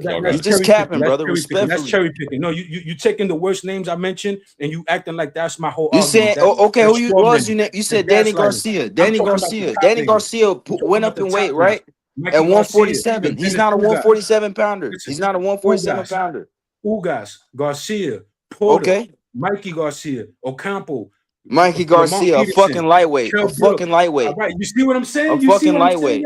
As soon as I say a name, he's going, fucking lightweight. This and that. He's gonna because he's a lightweight, bro. He's not a fucking bro. You're gonna give Spence credit for that, for being a smaller dude. Before we even started talking, I said you were gonna do that, and you just did it now with Mikey Garcia. You started. You just said. You just said. No. Shut the fuck up, man. You just said. The fighter was gonna be old. I ain't say nothing about nobody being old. It's the truth, though. It's the truth, though. He beat a fucking lightweight. He beat a lightweight. He beat a lightweight, but guess what? He beat a fucking lightweight. Get the fuck out of here. He's not a 147 pounder. De La Hoya couldn't beat a lightweight when Shane Mosley jumped 2 weight classes to fight him, though. Shane Mosley's a great fighter. What the fuck you talking about, bro? He's a special fighter. Now Mikey Garcia sucks. He's a special fighter. Mikey Garcia ain't no special fighter, nigga. He's not a special fighter. He's a great fighter, but he's not a special fighter. Listen, when you do that, and you start diminishing fighters and picking and choosing when to do that, bro. There's no way to win. Bro, it's not diminishing. You guys are fucking sensitive, bro. It's called critique. It's called critique. It's called criticism, nigga. It's called criticism, nigga. That's what it's called. You act like I said Mikey Garcia was a bum or he's trash or some shit. Ain't nobody said that shit. Yeah, so stop crying, nigga. Stop crying. I'm not crying. I'm not crying. First of all, Hey, let me. Yeah, you are. Yeah, you are. You want to pitch hey, no, I'm not crying. Hey, let me mediate. Let me mediate. Let me ask this. Let me mediate. Let's chill. It's not that serious. Let me ask y'all this. Could we all just agree that Spence has some good wins? Could we just agree on that? Can we talk about Bradley's resume? Can we talk about his resume? Hold on. Let's go on Bradley's resume now. All right, let me ask this then. Could we agree that Spence? Could we agree that Spence and then he said Bradley and Bradley both had some good wins? Could we all agree on that? They both had some good wins, good career. We could all agree on that, right? They had Hall of Fame wins, yes. What Hall of Fame win Spence got? What win he got? That's in the Hall of Fame. He has a Hall of Fame career. Is what I'm trying to explain to you. You just said win. Now you're saying career. You just said win. Porter so you think one win is what gets you in the Hall of Fame? No. Listen. You think one win is what gets you in the Hall of Fame? Oh, he got that win, so now he's in the Hall of Fame. No, bro, nigga, listen. You just said win. You just said win. Now you switched it to career. I'm going off what you said. You're trying to win an argument. You're not trying to establish facts. That's the problem. If you're trying to What get are you one over talking on about? me, Facts, no, nigga. you're You trying to get didn't. one over on me You instead of won't. trying to establish the You won't even reality of talk about no, Bradley. You no, won't even talk I'm about trying to talk Bradley. to you We can't about even listen, argue. We can't you just debate. We can't speak facts. We can't do none of that no, shit because you listen, keep we talking about could Spence. debate, speak facts, but you're not letting me do Go that on because Bradley's what happens is resume. this. Pull up Bradley's resume. No, Pull it no, up. look, Pull I it could up. do that. No, look, we're gonna do that. But listen for 1 second. Just let me get these couple of words out, right? What I was telling you about Spence and Mikey Garcia, you basically saying, "Oh, Mikey Garcia is a lightweight, whatever." But He other guys was. have no. Listen, other guys have jumped from lightweight to welterweight and beat the champion there. Now all of a sudden, But it's did Mikey win? Did now, Mikey win? listen, no, he failed, but other guys have done that, so it doesn't mean that. And that's my point. Special Shane just a fighters, lightweight. No, special listen, fighters do that shit. Mikey Garcia is not a special fighter. Listen. What I'm telling you, special fighters get determined by the shit they do, not by the names, right? If he would have went up and did that and beat Spence, you would not be saying that. You would be like, oh, he's a special fighter, like the way you're saying Shane Mosley. Even though Shane Mosley went on to lose so many times and whatever, he's still great fighter, but he lost to guys that, come on, David Evanesian beat Shane Mosley at any Bro, point he fought in way life. past his career. Yeah, What I the fuck? understand. Bro, What are you're you talking explaining this about, to me man? like I don't know. Like I didn't know that was his 10th So loss. why are you bringing it up then? If you know, why you bringing it up then? because that's still Why you bringing it up then? It's just no. Listen. It's I'm just not like gonna bringing up. use It's just like Evanesian. bringing up Listen, Roy I'm not gonna use Jones. Evanesian No, to it's just. disqualify his. It's just like you. It's just like you saying. It's just like you saying Roy Jones losing to Lebedev and fucking Danny Green. He was way past his prime. I'm Fucking not shot. gonna What are you use talking those about? fights. I was What are you bringing. talking about? If you're not letting me tell you what I'm talking about. I'm not gonna bring those This fights dude up to said, bro, you diminish say their so much goodness. retarded shit. Go ahead. Bro, No, it's you that you just keep cap. cutting in. You're I a cap can't finish. artist. You're a Look, I cap can't artist. land my Cause plane you say never. stupid shit, nigga. No, Cause you say stupid but shit. you never You letting do me the land same my shit on plane, the so other it's gonna panels, sound nigga. You do Right, the stupid. hold same on, shit on hold the on. other Every panels, point, nigga. listen, if every Let me point step that you in. Let me try to step make, in. We're gonna need one mic. I know the beef gets. I mean, the viewers are going nah, through it's the not roof, beef. but It's I just would that he's prefer one wound mic. up for So some reason. I'm gonna say, and no, I'm not picking favorites, but just real quick, Jay's trying to get a point off, and then I'm gonna let you respond. 150. Go ahead. That's all it was, and I'm trying to like gather my point as I'm trying to get the ability to talk. The shit slips me. Like I was making a point about diminishing guys after. I'm not going to use the Lebedev and the Glenn Johnson knockouts to diminish the shit Tarver did the night he did it and the significance. Mikey Garcia was 39-0 when Errol Spence did that to him. People was thinking, man, this guy could come up and he's a good boxer and who knows and whatever before the fight, right? Now after the fight, oh, he was a lightweight and blah, blah, blah, blah. You applying hindsight. But it was still a good accomplishment, a great accomplishment when he did it. You see what I'm saying? 2 undefeated fighters, Mikey Garcia moving up, people giving him his respect. Other fights too, when they happen, on the day they happen, what they meant on the day they happen doesn't reflect when you're looking at it now overall. But I remember because I was going, it's like watching a season of a show weekly and then cramming it all in 2 or 3 days as a whole season. You're not going to get the same impact. You didn't wait every week and build that anticipation for the next episode. You see what it's the same thing. I'm living through each of these fights. I'm seeing at this moment 39-0, Mikey Garcia loses to Errol Spence. At this moment, fucking Danny Garcia loses to Errol Spence. The great Danny Garcia. Danny Garcia is a good fighter, great fighter. Beat the shit out of Matisse. We diminishing all this now because of what they turned out to be later on. And we're saying, oh, those are not so whatever. But those were the big wins. Those were the guys. The only one he didn't get was Keith Thurman, and Pacquiao did that. And then what he did, he went and beat the guy who beat Pacquiao. Ugas. Hey, to be fair, that is true what he's saying. Prior to the Garcia and Spence fight, a lot of people were saying Garcia could outbox him. He was going to beat him. He's coming up in weight, but nobody gave a fuck. They were saying that he was going to get Spence. Then when Spence did what he did to him, the narrative changed. They did the same thing to my new favorite fighter, Benavidez. They said Morrell can beat him. He ducked Morrell at 68. He fights Morrell. He beats Morrell. All of a sudden, Morrell only had 11 fights. He ain't that good. The narrative changed. So he's not lying. He's not lying. Look. He's not capping. Let me say this, bro. do that. Let me say this. People I'm not that. those people. I'm not those people. Yes, you I got Let me respond. He let I him got get it good off. memory. I got He good was Hey, memory. I don't want I got to. good I don't want to instigate, but what he said was true. I don't want to instigate, but what he said was true. So I can't even I'm not disagree. trying to mute nobody, but he let you go. Now let him respond to your point. Go ahead, my bad. All right. Yep. Look, like I was saying, I'm not one of those people. He's trying to say I'm diminishing him and all this goofy shit, whatever the fuck he's talking about. Bro, I'm just saying, you brought up fucking Morrell, right? And fucking Benavidez, right? To that point. Bro, I'm not one of those people that was saying, oh yeah, Morrell's gonna beat him. He has a Benavidez But is you ducking you him with heard that this and that. narrative though. Yeah, You heard absolutely, it though, right? absolutely, absolutely. And Oh, you know okay. what people forgot? And you know what people forgot about? Ronnie Shields himself said, "Yo, we need 2 years or so to fight Benavidez. We're not ready for that." People was saying, people forgot. Ronnie Shields said this shit, bro. I got good memory, Ronnie bro. Ronnie Shields Ronnie I'm, Shields said that. The viewer I, said, "Oh, he can beat Benavidez. He got exactly, the and skills that's to my beat point. Benavidez." The viewer said differently though, and then Bro, Benavidez beat him. All of a I'm sudden, not it's one of these different. fucking clowns. I'm not one of these dudes that push narratives. I'm not one of these dudes. I All got right, good I'll take memory you. and I'll take everything. you. I I'll take remember you out of. context. I I'll remember take you out of the. context. I'll take you out of the Neither equation am then. I. But Neither the am I. popular I got great consensus memory was he He was too. going to beat You're not gonna put Benavidez, me and in then when that it didn't and bracket. you happen, they and you switched up. AJ, and you talking about Mikey Garcia, nigga. Mikey Garcia was supposed to fight Loma. He was supposed to fight him for undisputed, nigga. He wasn't supposed to Duh. fight Don't Spence. you think I know that? He He won't jumped he up two won't weight po- he classes and won't took supposed a to tough fight fight. Spence. He won't supposed to Goodness fight gracious. Spence. He So jumped why up the two fuck? weight classes So and why? fought Spence, dude. So why He would I jumped. worry about why would I Come worry on. about him fighting Spence when he fought him strictly for money? He fought that nigga for money. That's what he did to fight for. Again, That wasn't about no diminishing it after legacy. the fact. That Diminishing it wasn't after about the fact. legacy. The legacy fight was Diminishing it Loma. The after the legacy fight fact. was Loma. Keep diminishing it after the fact. Go ahead. Just keep proving my point. Go ahead. Nigga, no one's proving your point, bro. You just You're crying, bro. diminishing the win after the fact. You just But before crying, the bro. fucking Just fight, fucking everybody crying, was bro. hyped for it. Everybody was hyped. Oh, You just Mikey fucking Garcia has crying. Spence. Bro, hey, Robert listen, bro. Garcia's These kid. fighters don't fucking Come know on, you. man. These fighters don't know you. These fighters don't know you. Stop I acting know like a that they don't know fangirl. me, but they don't know Stop you acting neither. like a And we still fangirl. talking about it. It's called criticism. Ain't nobody I diminishing know him. it's called criticism.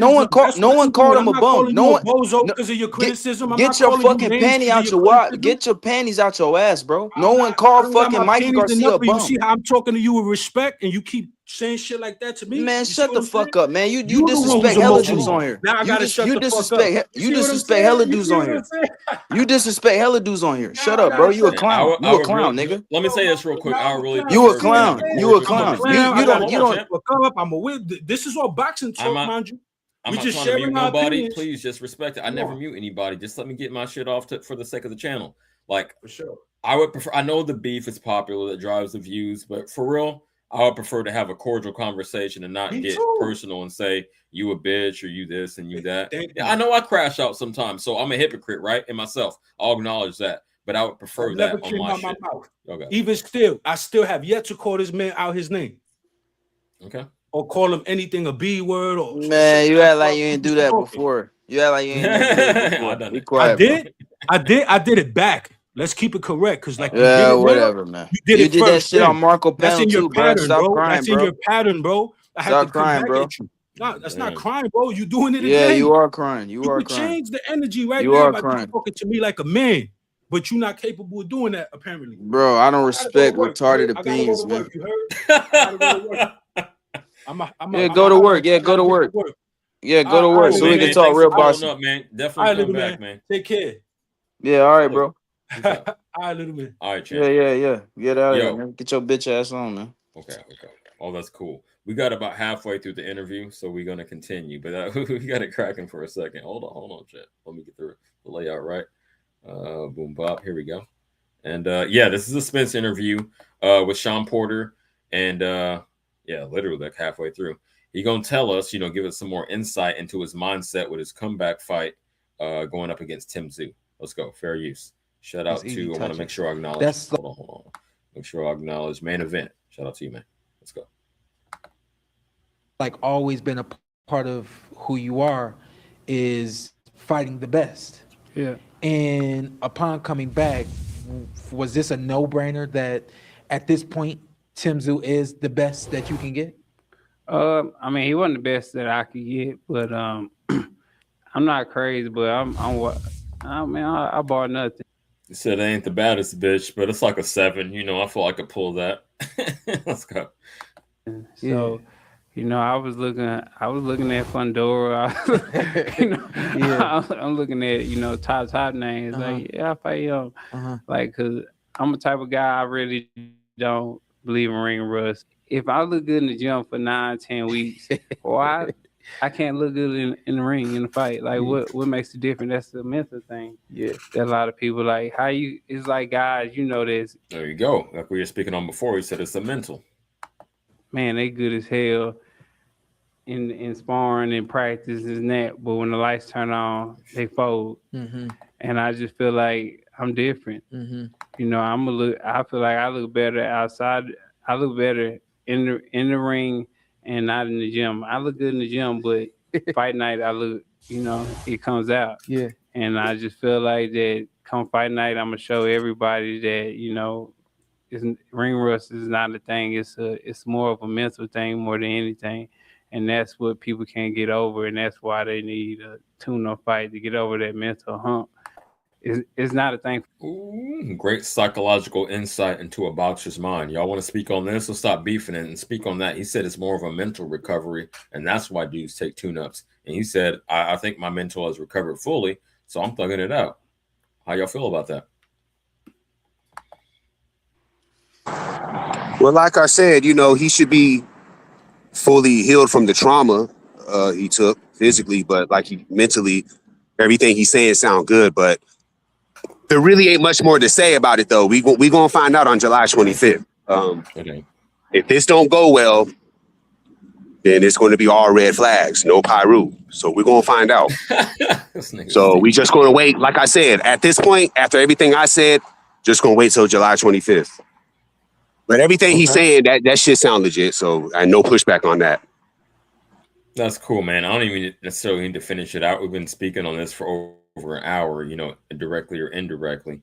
So I got like 5 more tabs up here, champ, and we 2.5 hours in. Again, salute to the chat. Like and subscribe. I told y'all either I'm going to go super long, like 4 hours on this one, or I'll be back with another one late night. So that remains to be seen. But I do want to speak on some. Let's loosen it up, man. We had a lot of beef on here. I don't like people cussing each other out, even though I'm guilty myself. I say all that to say, let's look at Adrian Broner's latest escapades. I'm glad. All right, not glad. I'm sad. My man Yayan, Broner's #1 fan, ain't in here, but we're going to get on some bullshit. It's boxing and BS. Let's get on some BS. Fair use. Let me see who got it. Shout out Just Went Digital, but y'all may or may not have seen this footage. You see my man Broner in a sombrero with some Latinos back here. And let's take a look at Adrian Broner, now the streamer, in the same lane as me. Let's look at his escapades. I'm an engineer too, though, so let's go. Fair use. No. We know. I'm talking about busy. Yeah, it's Rampage Jackson and Broner, and he talking that shit. We nowhere near that. I ain't talking about no fighting, no none of that. All right, we nowhere near that. You're busy, bro. We ain't nowhere near that. I'm just letting you know, though. We're talking about They gonna bring 10 pictures. He brought fucking 12 dudes. It's also interesting here, brother. We're the Asian team. 12 dudes. He got goons. Let's go. You know, we went playing the Asian team. What in here? That's the best. My nigga, you could have hollered at my nigga off camera. Off camera? Well, you can't have talked about like nutting my wife off camera. Yeah, but I apologize already. All three, because he was drunk. Ski skirt. I heard about this, but I hadn't seen the full footage. He said you talked about nutting in my wife off camera. Hold on, this is the BS. Yeah, hold on, I got to run that back. I got to hear this right. You can't have talked about like nutting my wife off camera. Yeah, but that is what he said. Fair use. I apologize already. On screen, because he was drunk. That was exclusive behavior. Like, it has to be addressed on screen, like you address nutting my wife on screen. And you gotta be careful who you're talking to, bro, because he really like that. Hey, why you always popping drama? I'm not popping drama, James, but why he came to pop with him? I'm always popping drama. Hey, yo, let me holler at you. Like, man, let me go pop. No, I'm saying that's what you should do. I don't know what's going on, but all I know is like that. I'm analyzing this in real time on some hood shit, so let me give you the subtext. Apparently, a little light-skinned dude, Broner's homie, who's about the same size as him, about the same size as me, to be honest. They flexing on this big dude. Rampage Jackson is a big. I mean, you can see it. But even the Latino dude that they was flexing on, talking about he go nutting his wife, he said, "You diss me on camera. You gotta apologize on camera. You can't do it behind the scenes to try to save face." That's what I'm getting from it. So, thus far, and shout out Broner, but they looking like some suckers, man. Like they dissing niggas behind the scenes, and when they cam up, I mean, again, Broner got hands, obviously, but yo, let's see how it plays out. I'll leave it at that. All I know, this young nigga always popping drama. In a nutshell, they joked, both of them, about nothing in my wife on stream for a clip. No, we're not. I went for a clip. But the apology don't mean shit. Is it the first time you talked about disrespecting my wife? You definitely know my wife. Listen, brother, playing dumb is not helping the case. Like, we all saw the clip, right? I don't know your wife, though. I don't. Okay. Yeah. It was just a random chick to you that Dean was chatting about with a photo pulled up on stream. Gang, I never seen your wife, never met your wife, never. Seemed like cap to me. Smoke, welcome back. We in the BS segment right now. Thus far, you have anything to say on it? If not, we're gonna keep cooking. It's a weak press. Okay. Bro, that dude is a cuck, man. Oh, why? Because he said. No, that light skinned dude's a cook. In what regard? I want you to. No, I'm not talking about this situation. No, he is though. He is. His AB wife stepped to him like after all the joke. There's a clip of AB stepping to him. There's a clip of AB stepping to him like, we can actually do this, bro. Like, when it's up, it's all the way up with me. Like, all the muscles don't mean nothing. Yeah, that dude. Yo, CJ, that dude's wife. 4-division champion. He beat the shit out that damn dude, bro. Hey CJ, that dude's wife, bro. She got like a best friend and all this shit, bro. Look it up. That dude's a cook. I'm telling you. I'm not even joking. Oh. Yeah, he's really okay. I want to know exactly who you're talking. You talking about the light skinned dude? The light skinned dude. Yeah, no, the light skinned dude. The light skinned dude. His wife has like a best friend and all this shit, and he was saying he was cool with it. Man, that his wife fucking other dudes and shit like that, bro. He's a cook, bro. Hey man, I'm gonna say it like this, y'all Gen Z dudes. I'm not dissing nobody, but it seems like in the younger generation, dudes are more willing to let their chick have OnlyFans or open relationships and all this shit. I ain't going, champ. I'd rather just thug it out solo. I ain't fucking with none of that shit. So if that's the case, then yeah, he a hoe for that. Bro, I would never watch my wife getting. Come on, bro, that's ridiculous. Crazy. That's insane, bro. And that's the type of shit. Yo, hey CJ, he's a muscle bound Adam 22. Oh, okay, that's all he is. Yeah, that's what he is. No, you're talking about the is. big dude. Then hold on. That's why I want to get it straight. Yeah, I'm talking about the big dude. Latino dude. Yeah, the light skinned dude. Yeah. I think his name is Larry. I think his name is Larry. Homie or Rampage's homie? We got to get this shit straight. No, Rampage homie. Dude. He's a muscle bound. Oh, what a sucker. I think his name is Larry Wills. Rampage I think that's his name. Is a muscle bound. I've heard that name before. I ain't seen it. Put the face, the picture. That's him, CJ. Larry Wills. Larry. Yeah, Larry Wills. That's him. He's a cook. He's a cook. Oh, that's some sucker shit. When I say the Adam 22, especially when you that's jack, sucker like, shit. What the fuck, nigga? You might as well be the one bending over, man. Yeah, this ain't it. And CJ, he slapped D in the great. Hey, Smoke, he slapped D in the great, but he won't slap AB though. He would not slap AB. He know what's up. Again, the footage I pulled up earlier, that Porter Earl Spence interview, the only one, real quick, Smoke. That's the only one I've seen all the way through. I'm looking at this shit in real time. It came across my timeline. I thought it'd be amusing because AB is a fucking clown. So I'm gonna watch it with y'all. I'm gonna watch it all the way through. But before we continue, Smoke, what you got to say, man?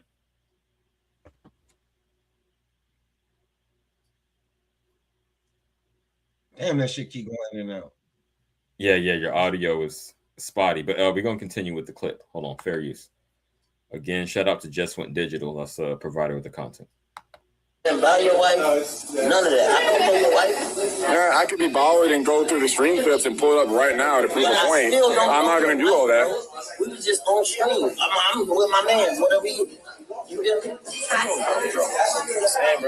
I mean, if you're not gonna address it, then that's one thing, but you can't just tell me that didn't happen. I saw it, I reacted to the clip live. I never said it happened, but I don't know your wife. Well, I I thought D made that clear. He very much said Larry Will's wife. Yeah, who's that? I didn't even know you.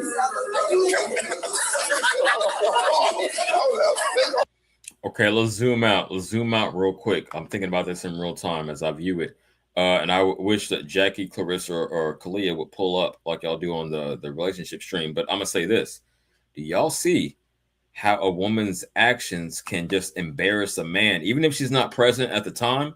Like, oh, I seen your wife do this, and I'm talking to your wife in her DM. Y'all see how detrimental this can be to your man's like confidence and ego? The husbands, any man up here, what y'all got to say about that? Because that's what I'm seeing. This is why you never, ever, ever, ever take a female seriously that has a high body count or she does any kind of sex work. She's just a hoe. The DS. Yeah. I agree And with then you, champ. a lot of guys nowadays, you'd be surprised how many dudes keep making that mistake. Like a girl will be a hoe or she'll have behavior that would indicate she's like that and niggas would still take her serious. Bitch be doing, a girl be doing OnlyFans and stuff like that, or because that's been the wave since COVID. That freaky shit on OnlyFans. Everybody's doing it. All the pretty girls is doing it.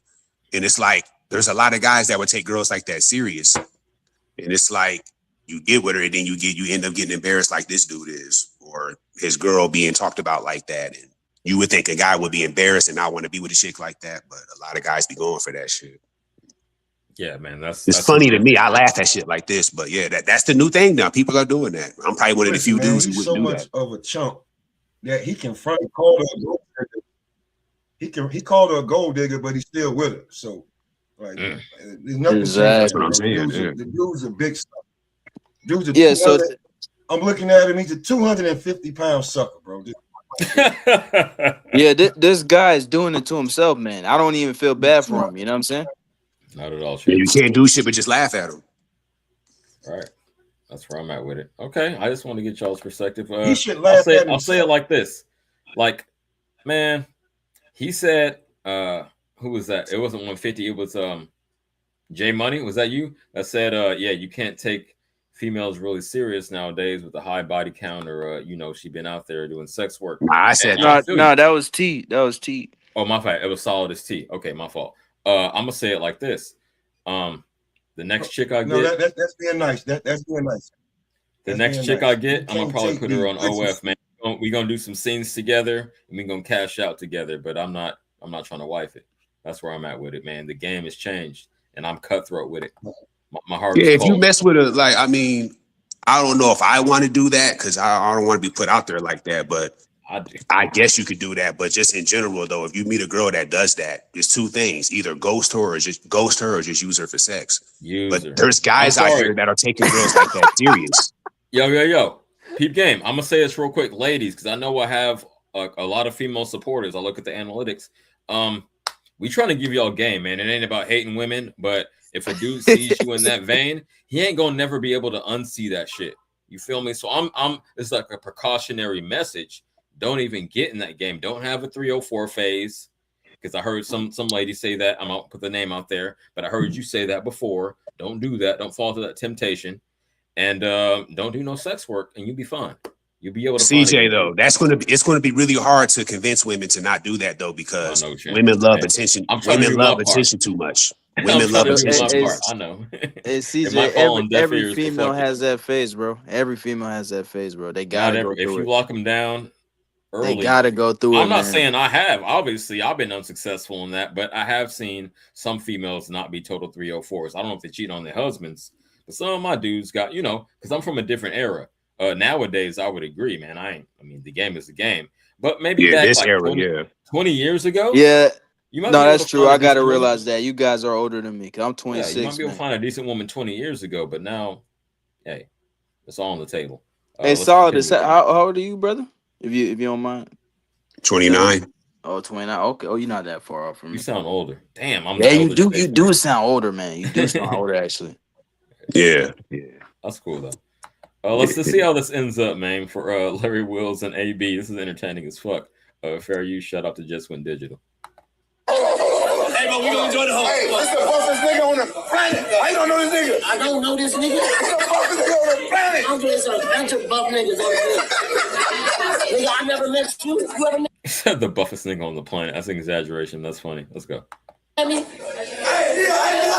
It's like saying, well, I never met Michael Jackson. I don't know Michael Jackson. You don't know fucking Michael Jackson. You're not Michael Jackson. We saw the clip about you and Dean nutting my wife, running your train on her, like pretending it didn't happen is not okay.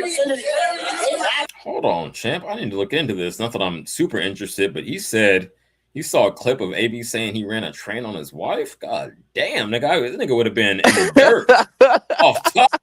Fuck, that's on site shit. His wife, a train, nigga. How could it be more disrespectful? Let's go. Fair use. This is boxing, and this is the BS segment. So we're gonna round out with this. Let's go. But I don't know your wife, bro. Hold on. No, listen. There's no positive vibes here. This is the most toxic place in LA right now, dude. Oh my God. You're positive vibes. I like positive vibes. Let me squash everything. Hey, let's squash everything. Let's squash it. I know your wife, man. But whatever you're trying to go with this, bro, it's up, bro. I ain't running from. Hey, peep game. You know what's some hoe shit nowadays? I never had a confrontation like that. When hella niggas are recording and you know it's going to be charges based on what happens on camera. To me, that's some hoe shit. Every confrontation I ever had, it wasn't no footage. Let's go. Fair use. No. We ain't even on that. We nowhere near that. Like, no.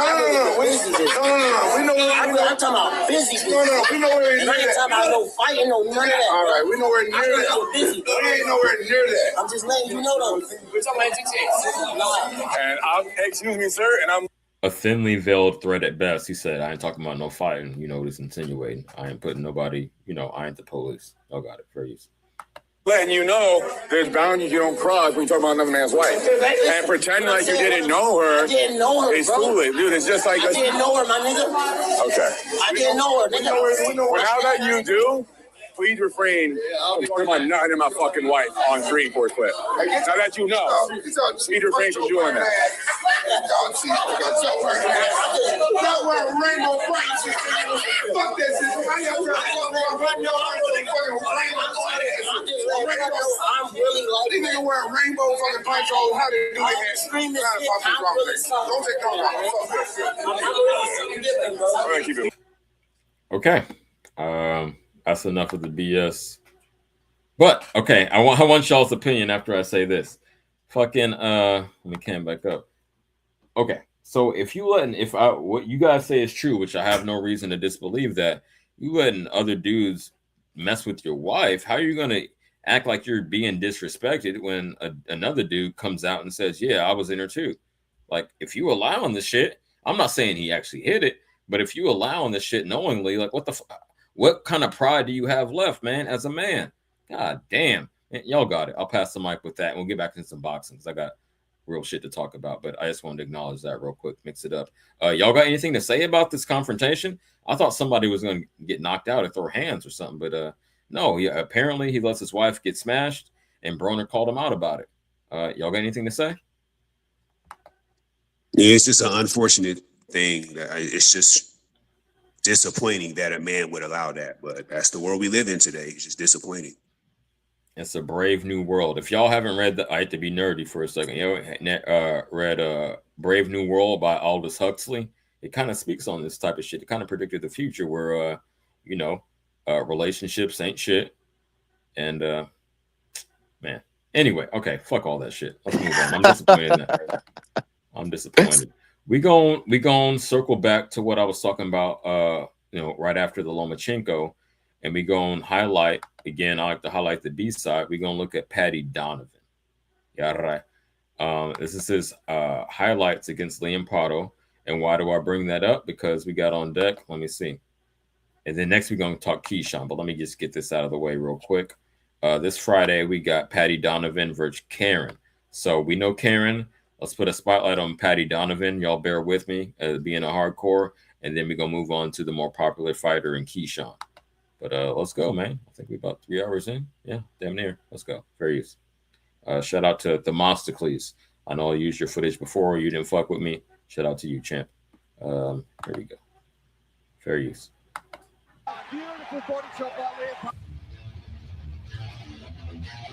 In Paddy's hands. That's where the power's coming from. Look at that.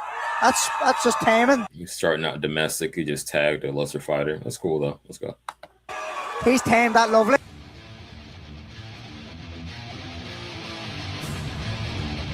Very his physical presence. Whenever you come into training camp, you know, maybe for the first time, you move a very experienced fighter, and Sam Amazing, like I say, this is the first time he's back in the ring already. Okay, so we got some length. He ain't afraid to mix up his punches and go to the body. I admire that. Let's go. Shout out Patty Donovan. You know, Mason is a little bit tend to line shots, and that can dent a man's confidence early on in the fight, and I think that's what's happening here in the first round. Looking for there's a lovely lead hook again from Paddy. Just decent power. Front pressure, like we say, always in front of you, pushing him back. He's so busy with the shot. Oh, there's a left. Yeah, huge credit to Sam Amazing. He's tried his absolute best here. Just backed onto the rope. Just having a look at the corner. That was a good left hand from Paddy. Can he turn the screw? Can he go? This is good work. They're looking in the corner. I think this is going to be the end here. Just smothered his work, Paddy, there, but just smothered to when the towel comes in. Go on, Paddy. You see what it means? That's cool. It's all cute. This is him at his best. I'm not trying to diminish him, but you know, this is they go in what I want to say chronological order, right? So this is earlier on in his career when the competition was lesser. But I'm seeing some impressive shit. Great distance control, decent power, and mixing up to the body. Let's go. Fair use. Shout out to Themistocles. Means to Paddy Donovan there. The crowd love it.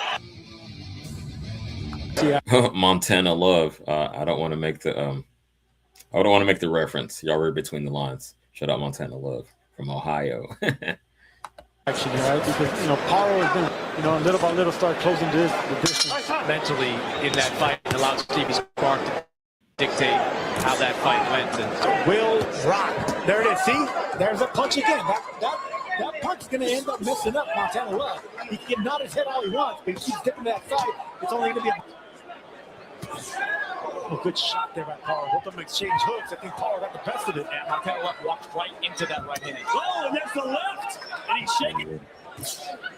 Hey, bro, that's a nice jab by Love. This white dude kind of sloppy, man. His punches are impactful. Shout out to him. Right, stop. Love had expected. Love was disrespectful at the fight meeting. Sat him on his ass cheeks. So this is both. I mischaracterized it. Both Liam Prado and Patty Donovan highlights. So it's a good cross section examination of both of the fighters. Well, obviously, I say that to say this is Prado and Montana Love. It's not Patty Donovan. I'm telling you right now, man. Montana Love better watch out. Paul's coming here to win. Coming here and knock him out. Beautiful left hand. Oh, he scorched him again. And Love is dead again. You know, that was almost a... You know what? I'm going to change my mind midstream. This is for the hardcore of hardcores. I'm going to go to something that more people are aware of and interested in. We're going to come back to that. I'll probably be back tonight, man. If not, then similar time tomorrow morning. So as we push up on 3 hours, I would rather close with Keyshawn Davis versus Nahir Albright. You know, that's coming up. And I want to take a look back at the first fight to see what we can expect. We can also factor in things like Keyshawn's recent history, you know, as far as missing the weight and blowing the other hometown fight he had. And this fight selling less than the previous fight had, which obviously he didn't get nothing from because he didn't fucking fight. So last segment of the show, we'll go just over 3 hours. I think that's a good one. I'll get out here and run and take care of some other business. But yeah, okay, we're going to switch over to Keyshawn Davis. Now here, Albright, second fight coming up, the rematch coming up. And we're going to take a look at the highlights from the first fight. So, okay, y'all got it. Fair use. Shout out to Boxing Mojo. Keyshawn Davis entered the fight undefeated, carrying the momentum of being one of the most highly touted American prospects since winning a silver medal at the 2020 Tokyo Olympics. Davis closed the show nearly Really clipped him with a big right hand. Oh, body shot! I mean, on the target, bullseye! Signed with Top Rank, he was quickly developing a reputation as a polished, flashy lightweight with sharp counterpunching, speed, and fight-ending power. Body shot! The bout against Albright was billed as his toughest test yet, his chance to prove he could handle durable, experienced opposition on a co-main event stage.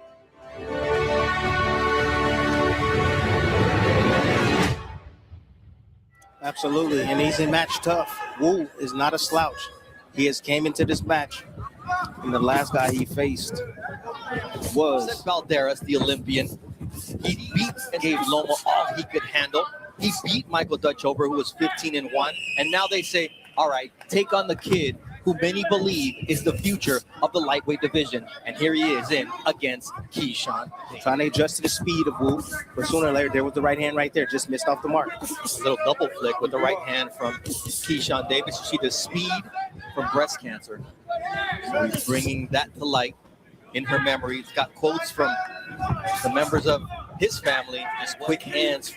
Okay, so you see there's two orthodox fighters just initially off rip. I like Keyshawn's jab to the body.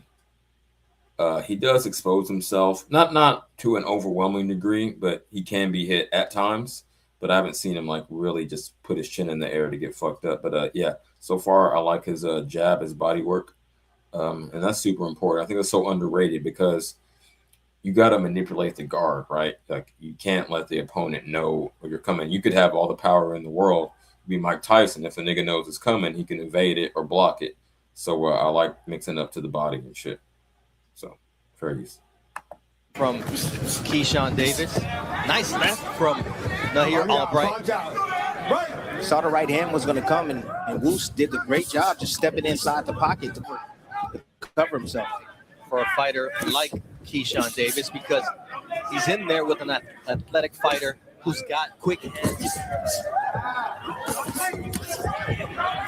Our fight card as we lead into our middleweight main event, which will feature he's dropping feints. He does a nice jab. His ground. Those are the things you have to do against a young fighter with the skill and the moxie. You saw Keyshawn Davis take a peek up. There's a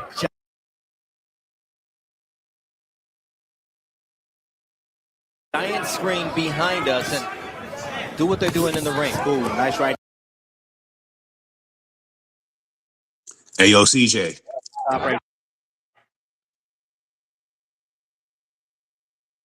Yo. Oh, my bad. I had it on mute. I was saying that was he was defensively sound and hit him with a great counter. My bad. I didn't realize I was on mute. Thank you for helping me out. But what you got anything to say? Analysis of the first fight?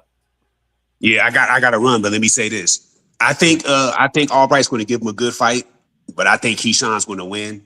I think maybe a stoppage, possibly, but I think it should be a good scrap until somebody gets stopped, and I think that somebody's going to be Albright.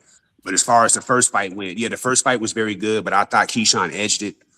So it should be a great scrap. I'm looking forward to this. And then also Brian Norman Jr. is fighting on this card too, so it should be a great little fight. Oh, so, yeah. Okay, so shit, I'm gonna have to come back, man, because we come up on 3 hours. I don't got too much time. I get to get back to the day job. But yes, we are definitely going to talk about the undercard. Brian Norman is the co-main. I just want to make it through this one. And shout out to you. If you got to peel off, that's cool. I'll rock out. Shout out to everyone who pulled up. And salute to you for sticking around, man. You've been up here at least a couple hours. So now you know I got you. Next time you go live, I'll be back. As soon as when I see you go, it's gonna be this evening. I'm gonna pull back up. Man, I gotta make up for lost time. We gotta go. All right, no doubt. Just beautiful timing right there, catching Wu as he was stepping right onto his front foot to engage. He would do stuff that left people saying "woo." So that's how he got his nickname. The businessman Keyshawn Davis, his nickname is because doesn't mean that he has to fight. He's just taking his time right now. Yes, turn around to work. Still his back. But at the same time, you don't want to get Wu confident. I know a lot of younger fighters, especially American fighters. I'll leave out the subtext, but y'all get it. Get hate for not being willing to engage. But you see that although I would primarily place him as a counterpuncher, he's not afraid to be in the pocket and exchange and take a little damage in exchange for giving some more. So let's go. Shout out, fair use. So to follow up, piggyback on Solidus, I got Keyshawn as well. I'm not going to bet on a stoppage. Shit. So I got Keyshawn like 75%. And you want me to put odds on a stoppage? I'm going to say 60. So he very well could, but that's not something I would put bread on. But, he's definitely at a different tier than this guy. And I think the gap has widened since their first meeting. But y'all got it. Fair use. Shout out Boxing Mojo. And he does. When he shoots his jab, he goes back on his back foot, puts his head back there, tries to turn his shoulder, the right hand. There it is again, over the top. Trying to catch it. Looking good. Give him a couple more times and then switch it. Keyshawn Davis told us, after my last fight, I was crouching in pain. And then I went in there, I trained so hard, output and his performance, and we're going to see that tonight, according to Keyshawn. I know what I see Keyshawn right now is in total control right now. The IBF World Champions gloves that he'll be using in the unification bout tonight, back home to Kazakhstan. So Kazakhstan finishing up the wrapping there. Russ Amber to do that, and you'll see it in tonight's main event. There's that jab from the reason, Tim, is a lot of guys can take a headshot, but when you get hit downstairs, it's a different type. So if you go down to the body, you're going to hit something. Who actually hit the body there on Davis?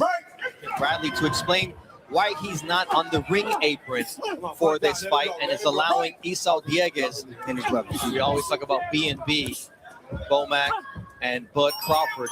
It's a team there, and Esau Dieguez and Red Spikes do a lot of the work. Don't get a lot.